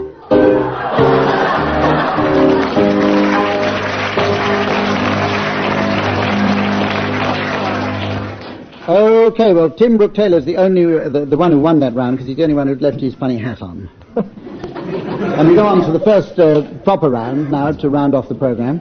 And this is one that's called Christmas Stockings. Our two teams are overcome with the festive spirit, and for reasons that are too complicated to go into, they're going to stuff a Christmas stocking with presents, beginning with a letter that I shall give them. The other team can challenge if they think that any of the presents will have difficulty getting into a stocking. The first team will then provide some suitably far-fetched and amusing explanation as to how they intend to cram them in. Have you got that? Okay, well, we're going to start now with you, Tim and Willie, and your letter is P. Potato. In the stocking. Parkinson. Stuffed. Just wishful thinking. Porridge. Pyramid. Challenge there from Barry Craig. Rather late. I was going to challenge Parkinson on the grounds of it's not an inanimate object, and then I had second thoughts. Sorry about that, Hump. Too late, yes. Carry on, Tim. Plate. Photographic counter at Boots. What? A challenge from Barry Cryer again. Or was it from... Or, as I'm sometimes known, Graeme Garden. Oh, sorry, did Tim say plate? Yes. Oh, that's all right. Porcupine. Parisian model second floor. Parisian model third floor. Oh, blast, there was a fourth floor, but it fell off. Poetic license. Peruvian ambassador. Certainly. Welcome, sir. Challenge from Barry Cryer. Name him. Juan de Morales Los Paraguayos. You called? I retire. I retire abashed. Prunes for later. This is a long-running serial. Parachute for Parisian model fourth floor. After the Plank. Prostate. Priest.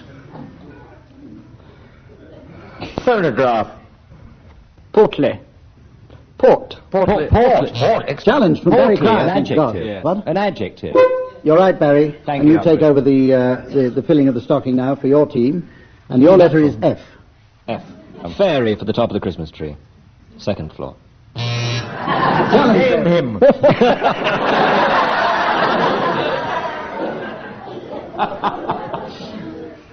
Well, go on. No, he's currently the Peruvian ambassador. I wouldn't like to... Name him. Willie just did, and I couldn't follow that. Follow him.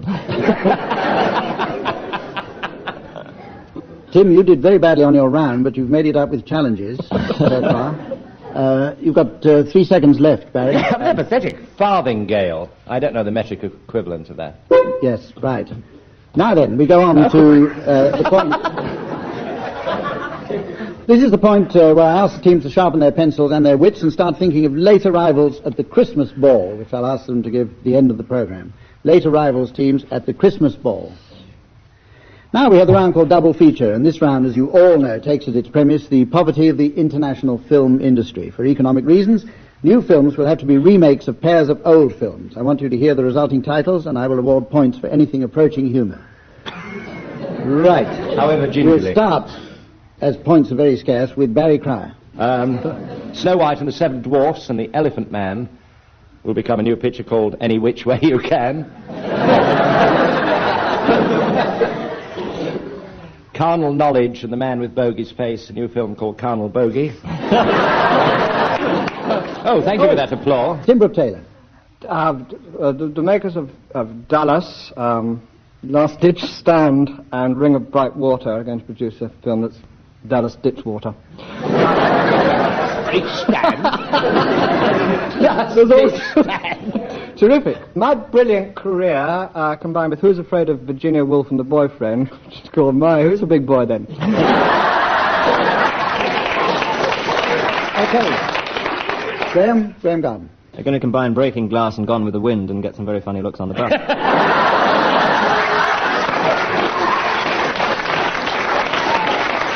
Okay, Willie Rushton. Well, so pathetic is the film industry, I've got the Elephant Man combined with the Pink Panther, and it's the spirit of Christmas pissed.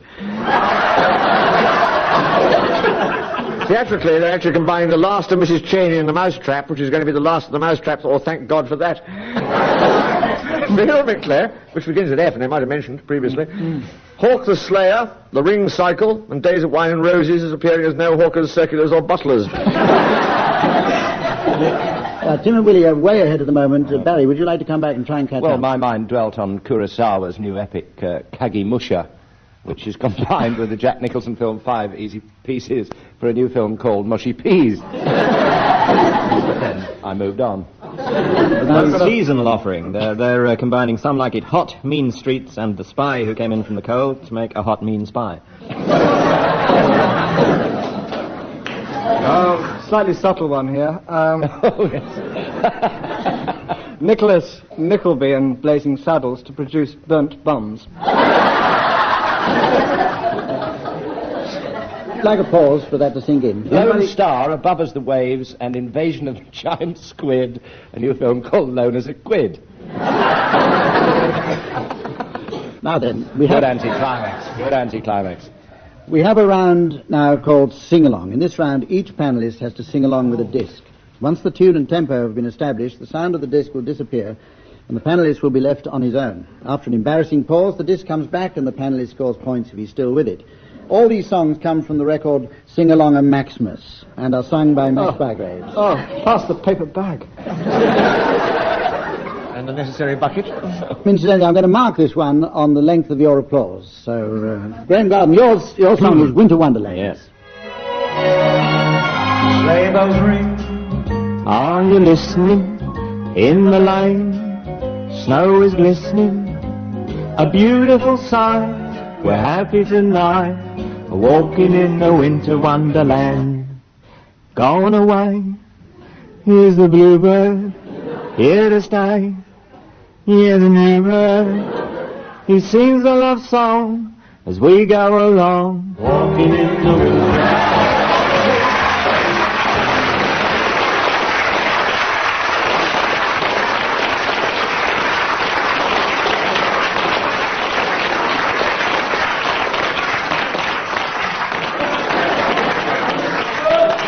And I make that 4 marks to Graeme Garden.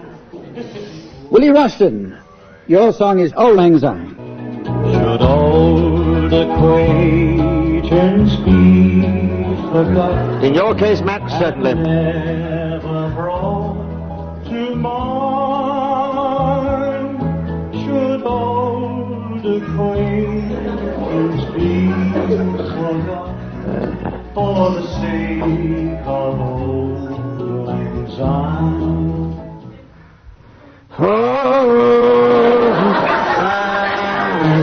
Time, my dear.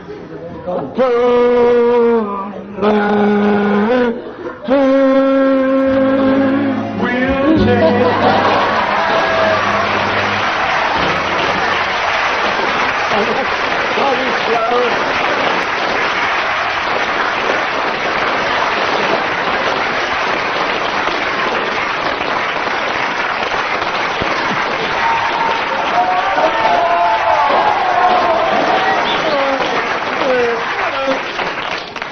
Okay, Willie, 1 mark for you now. And unfortunately, Willie Rushton, you came in last, so you win. No, Max came last. I'm still asserting you win the Max Bygrave's record. So we go on with the next game now, which is the game called Good News, Bad News. Someone whom I'm about to nominate will start with some good news, and the next person will give us the corresponding bad news, and then the next person will give us the good news, and then it'll go back to the other person who will give us the bad news, over to the second person who came in who will give us the good news, back, and so on. Except February, until which was 29. I press the buzzer. Until I press the buzzer. Now, Graeme. Yes. Will you start off with the good news, please? Right. The good news is Ronald Reagan is making another film. Good news. The bad news, it's apocalypse now.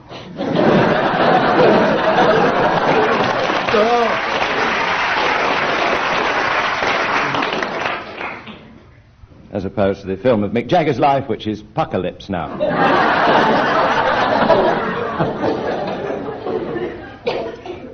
Where are we? Good news. It's a musical. Bad news, so was over a lovely war. The good news, Reagan's only got a small part. Bad news is the next line's been cut. Yes, by me it has to. Now then. Okay, Tim, you're going to start with some good news. Go ahead. Good news, will please you, Hump. We're all getting a Christmas bonus. Bad news, so are all the other pensioners.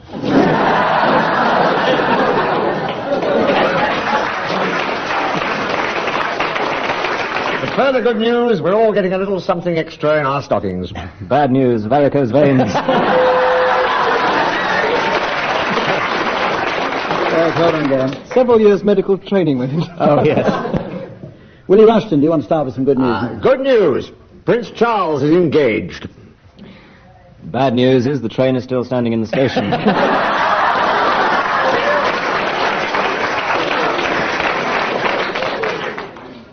Good news is that's what I call a royal flush. Bad news is I haven't got a funny line. Good news is British Rail have got hundreds of them.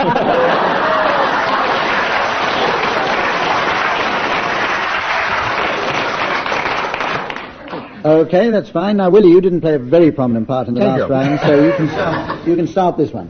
With some good news, please. Good news. The Romans are back in Britain. Bad news, I'm a druid. Good news, I'm a druid too. Bad news, I'm Mary Whitehouse. Good news, the Romans aren't fussy. Very good by both teams there. We're going to go on now with a game called Simon Says. I'm going to tell the teams to do various things, and they have to do them. Marks will be awarded according to how well they do them, and deducted for falling over or getting stuck. I'd like those of you in the studio or listening on your car radios or at home to join in with this game. And let me remind you that if I don't say Simon Says, teams, you must not do what I tell you to do. Otherwise you will be disqualified. Simon Says, stand up. Simon Says, raise the right leg. Simon Says, raise the left leg.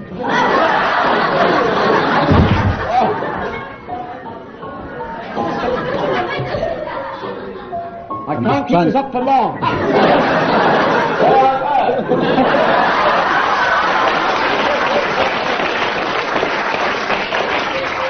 Okay, get down on all fours.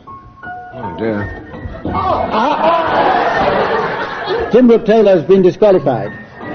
And I must tell you that if you get disqualified more than 6 times, you have to leave the game.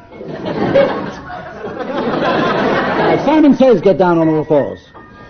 Should we not, Humphrey, at this stage issue a warning to drivers on the M4 not to play along or those who are already crouching? Simon Says, waggle your bottom. I'd hate to be on the M4 now. Simon Says, jump up in the air. I wish the other two had come down. That's your right ear. Barry's disqualified. Simon Says, put your fingers in your ears. Simon Says, now take them out. says, now take them out. I shall now signal to the teams to take their fingers out of their ears so that we can go on with the next game, after what can only be described as an ovation from the audience.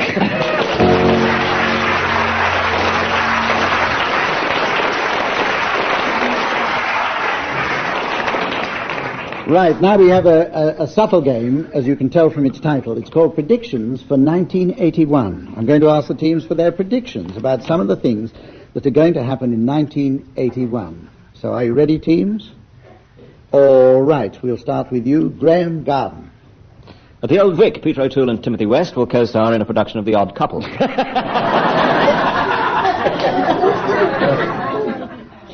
Tim, how about you? Michael Foot's credibility will be devalued and become 10 inches. Particularly during the winter. Barry Humphries will change sex as we know it. Barry, would you like to volunteer? I jotted down a few thoughts. Britt Eklund will write a book about how she'd never met the Shah of Persia. And Tony Blackburn will turn professional. Willie, how about you? All the remaining friends and acquaintances of Harold Wilson will be rounded up by Interpol and MI5.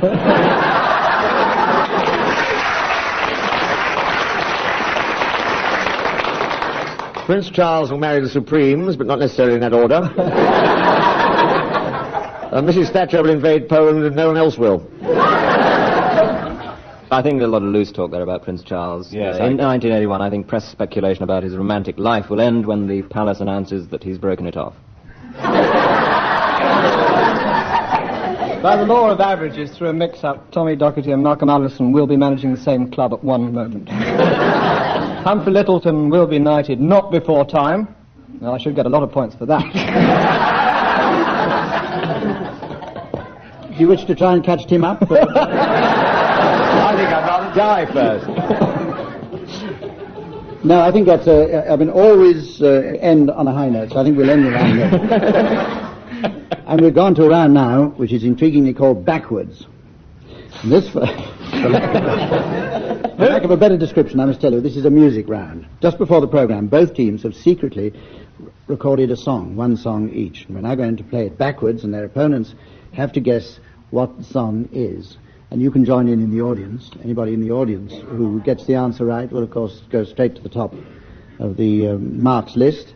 And we're going to start with you now, Graeme Garden. This is your song. He's the bubble and like the soil, it gets in our hours. Never the luck. Here's your mother. I'll leave mother out. Here's seen out out. My hand after that. It's the Swedish national anthem. Yes. Three people standing up at the back. Good evening, nice to see you here. Well, Humphrey, Tim and Willie, can you guess what Britt one? Eklund in Extremis, I think. In your on. I'll tell you what we'll do. We'll play it the right way round, and so they can tell. See if we can guess that. And if it is Graham.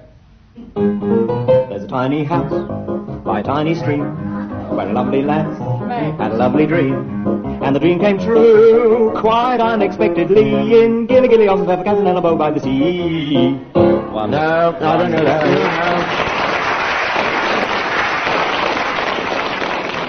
Swedish Well, national now, anthem. Tim and Willie, that gives you a hint. You still don't know. No. Right, we've got on now. Willie. Any old on? No. No, Willie, we'll hear your song now.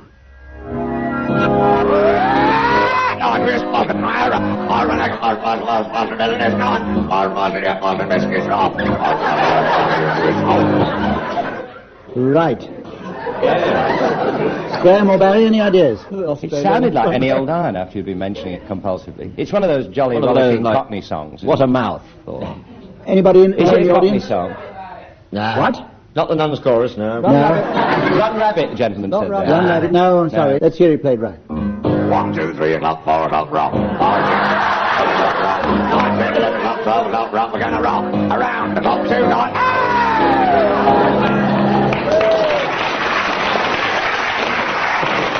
Okay.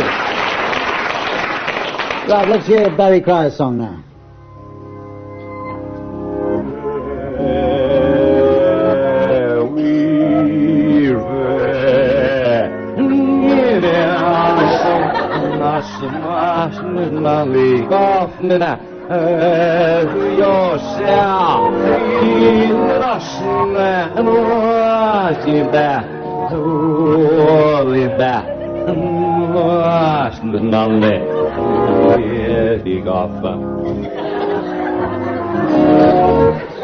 Sounded uncannily like. I needed forceps, I'll tell you that.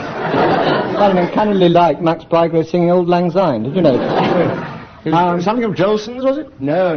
The first line ended in... Yes, if you reverse that. Is that a clue? It's a clue, yes. It was preceded by the indefinite article. Think of Frank Sinatra. Not when you listen to that. A funny Valentine. Let's try the audience now. Anybody got any ideas? About this round, you I think that was backward. Can we have that suggestion the right way around? Anybody else? No? You would never love it. That's nothing to do with it, madam. Thank you. By your taste, I think he should be knighted too. Okay. So let's hear that one the right way around. Put us all out of our misery. Not me. A foggy day in London town had me low, had me down, and suddenly I saw you there, and in foggy London town the sun was shining.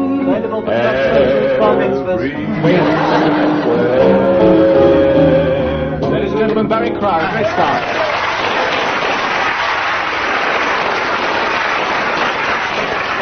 I once thought Star was spelled S-T-A-R. please. Do you remember when comedy shows always used to have a celebrated singer in the middle of them to break the thing up? No, before my time. Was it? I remember when they used to have jokes.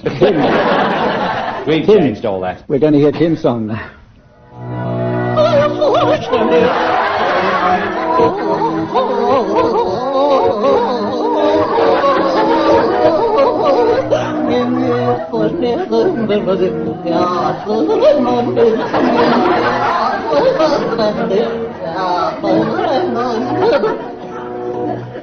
Nurse, the screams. Okay, now, Graham. Easy, ding dong merrily on high. Now, we have to see You don't know whether how you're right. far Is off that you a- are. Just listen.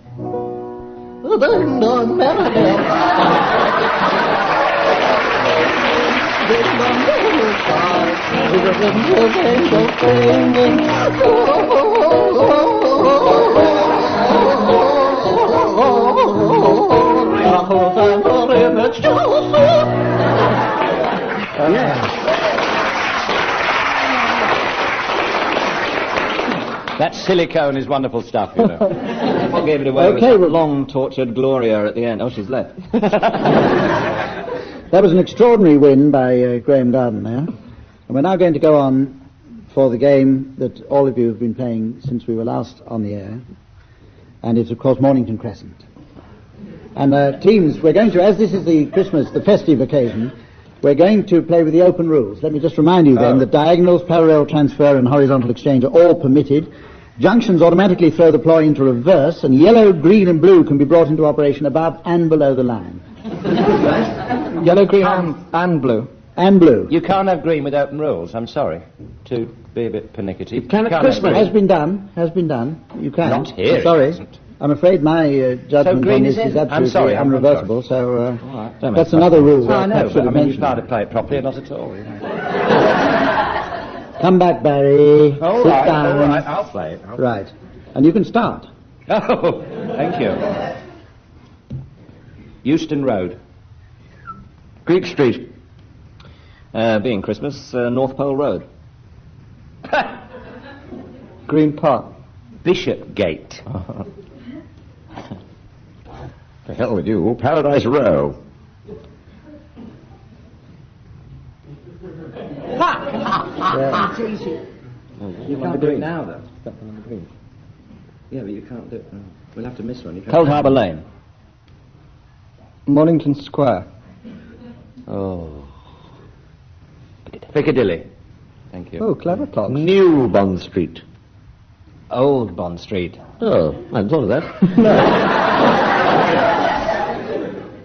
I've said Green Park, haven't I? Yes, and very nicely. Albemarle Street. Mornington Crescent. Yes. Mm. Oh. Yes.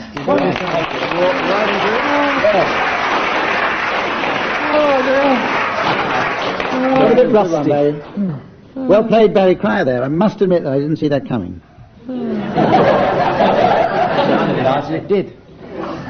We'll get on to the round, which is the round called Misleading Advice. I'm going to ask the teams to do their good deed for the day and give me some misleading advice for Christmas. Misleading advice for Christmas, starting with you, Willie Rushton. It's at a party. Why don't you go over there and have a really lively conversation with John Biffin? Why don't you join in the Lumberjacks tree felling contest in Trafalgar Square? A spatter of applause puts you in the lead. Now then, Tim Brooke-Taylor, what about yours? Do take advantage of British Rail's free travel on Christmas Day.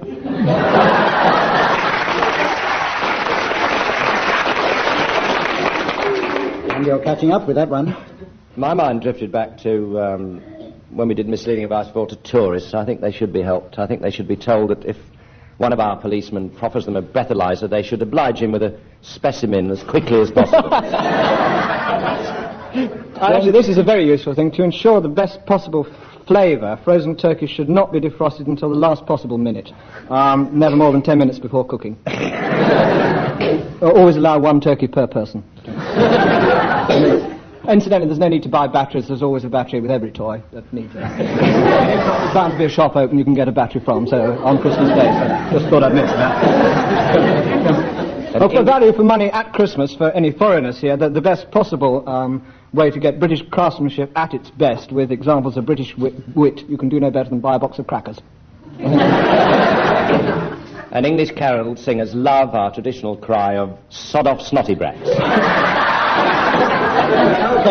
Okay, yes. We have a round now which I think Tim Brooke-Taylor has already begun. It's called Singing Sprint. In this round, one team sings a song as fast as they can, and then the opposing team must beat their time. I have a stopwatch here, and the winners will get a mark.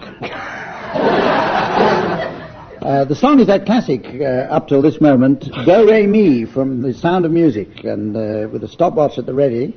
Let's start with Tim and Willie. You've got to sing this as quick as you can. Faster. Do a dear, a female dear, Ray, a drop of golden sun. Me a name, I call myself, far a long way to run. So when you're pulling thread, la, I don't know how low. Here, I'm the thread, and I'll bring us back to go.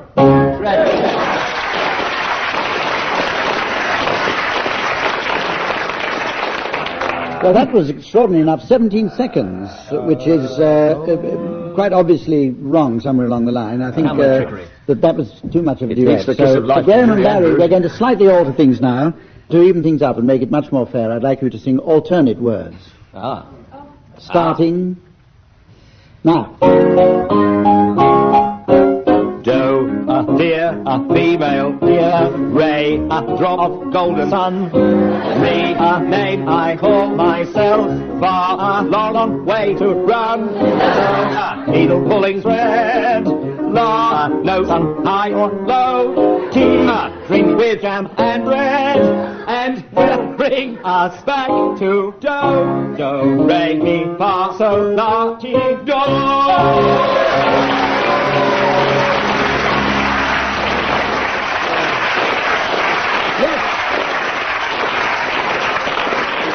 No need to go into details, but Graeme and Barry won that round, and we go on to the ad-lib poem now. I'm going to give someone the first line of a poem, and they continue until I buzz, like that, and the next person continues. And to keep us in Christmas mood, I'm going to give you a line from A Christmas Carol. And the line is, God bless you all, said Tiny Tim. God bless you, everyone. God bless us, everyone, as I remember from my well-thumbed copy of the aforementioned tome. Are you challenging? No, you're starting. Barry Cryer is starting. Oh, Lord. We're having a lovely Christmas. It really is such fun. I've eaten quite a lot today. I've eaten far too much. Meanwhile at home, old Scrooge was doing impersonations of Huck. Topical. He sang Black Magic several times and kicked a passing cat. And then he kicked Bob Cratchit and thought, well, that's that.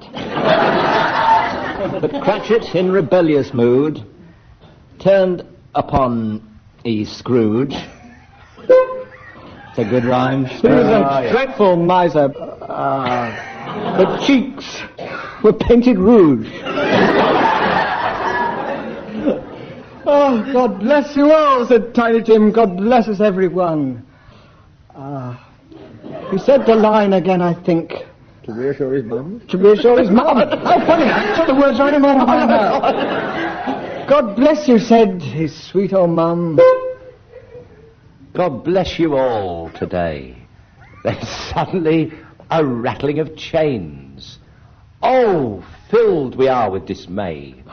We being Ebenezer Scrooge, who laid abed that morn and saw old Marley's ghost loom up with a visage all forlorn. Ebenezer, said Jacob, you are a naughty man.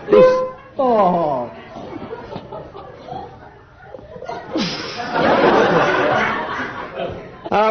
Yes, I will sit down with you and consume some apple flan.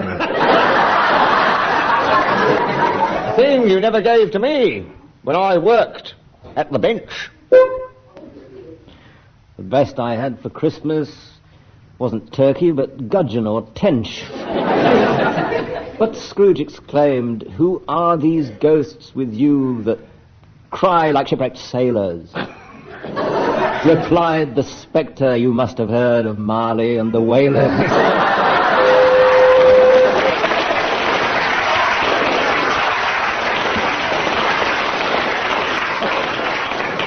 Graeme Garden wins that one. I'm going to give you another. Try and make this one as short as possible, teams. I'm going to start with you, Willie Rushton, to complete this line. Are you ready? Yes. The slap of naked flesh proclaimed an orgy in the lighthouse. What is Ian Paisley doing on top of poor old Mrs. Whitehouse? Thank you.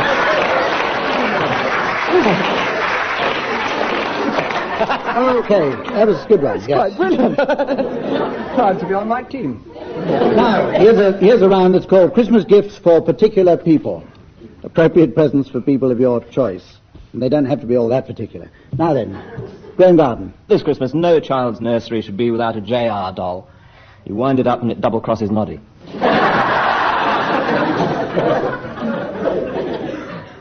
Kim? To Jacqueline Bissett, I would like to give myself. Several times. The England cricket team, 2 West Indian fast bowlers. Barbara Woodhouse a bone. Reverend Ian Paisley a volume control.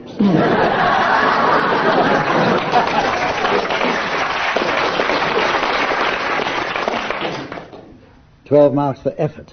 Barry Cryer. Prompted by that remark, I think Ian Paisley's a ripe field for Christmas presents. An orange jockstrap. Box of Catholic cornflakes. Those are the ones that go snap, crackle and pope.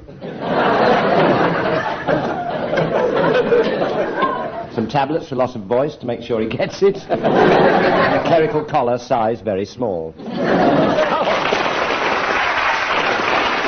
Okay, Willie Rushton. Well, I can now rub Mr. Kosygin off my list. Again, Sir Michael Foot. I'd like to give Jimmy Savile a bushel to hide his light under. I think that's it. Kind thought at this time of year. I was going to give Sir Michael Edwards a cowboy outfit, but he's already got one. Any more? Sometimes quite funny. This is the point in the programme where I sit back and relax so that I can listen to all these lovely announcements for the arrivals at the Christmas ball. Anybody start who wishes? God knows I'd help you, but the charabanc hasn't turned up yet. I'm containing my own long list of guests. But when they do arrive, I'll certainly join in. Well, you're welcome. Take 2. No, take 3, there are only 4. Take 4. Will you go... Tim's going to start. Please be welcome. Mr. and Mrs. Not been given another Guinness Book of Records. And hermaphrodite child. Surely I've not been given another Guinness Book. I'll stop while you're behind. The charabanc still hasn't turned up, otherwise I could improve this whole... Oh, there's that old taxidermist, George Paxo.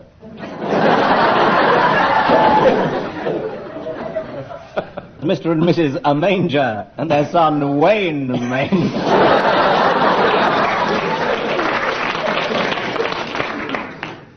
All the way from Dockland, the lovely Miss Gover, known to us all affectionately as Whopping Angover.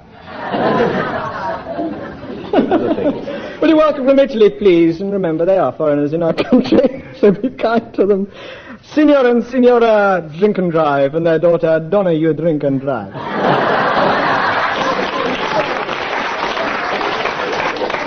Hello there, Mr. and Mrs. Dunyan Stuffing, and their very wise daughter, Sage Ann Dunyan Stuffing. And now it's Willie's turn. No, a phone call is coming from the driver of the charabanc to say he's being breathalyzed in a lay-by near Bletchley. Good heavens, all the way from Spain, some other visitors. Let's welcome them as well. Signor and Signora, shopping day to Christmas, with their son, who we rarely see, and we cry, bloody hell, it's only one shopping day to Christmas.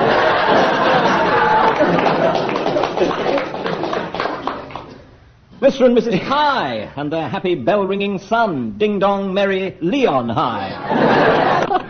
And Mr. and Mrs. Woods and their babe, Cindy Woods. I hear the sound of a charabanc pulling up outside. Yes, you can. Welcome Willie's party. Well, they've let a lad in. Yes. It's a funny way to hand in your notice, this, really. For the benefit of the audience, I should say that things are absolutely level pegging at the moment. Mr. and Mrs. Damnation, not turkey sandwiches again. And their daughter, Helen Damnation, not turkey sandwiches again. Oh, somebody's just found Elsie Tanner in the pudding. Well, ladies and gentlemen, all good things have to come to an end. And this programme also has to come to an end now, so all I have to do is to tell you the score, which is that Graeme and Barry have won tonight's Star Prize, which is a holiday for 3 in Rickmansworth, plus the latest sing-along, a Leonid Brezhnev LP, but Tim and Willie, you've been wonderful contestants, and we're very sorry to lose you, but you don't go home single-handed. You have a Dennis Roussos whoopee cushion, make a Willie Whitelaw out of a potato kit, and some Harvey Smith nutcrackers. And from all of us, this year, goodbye.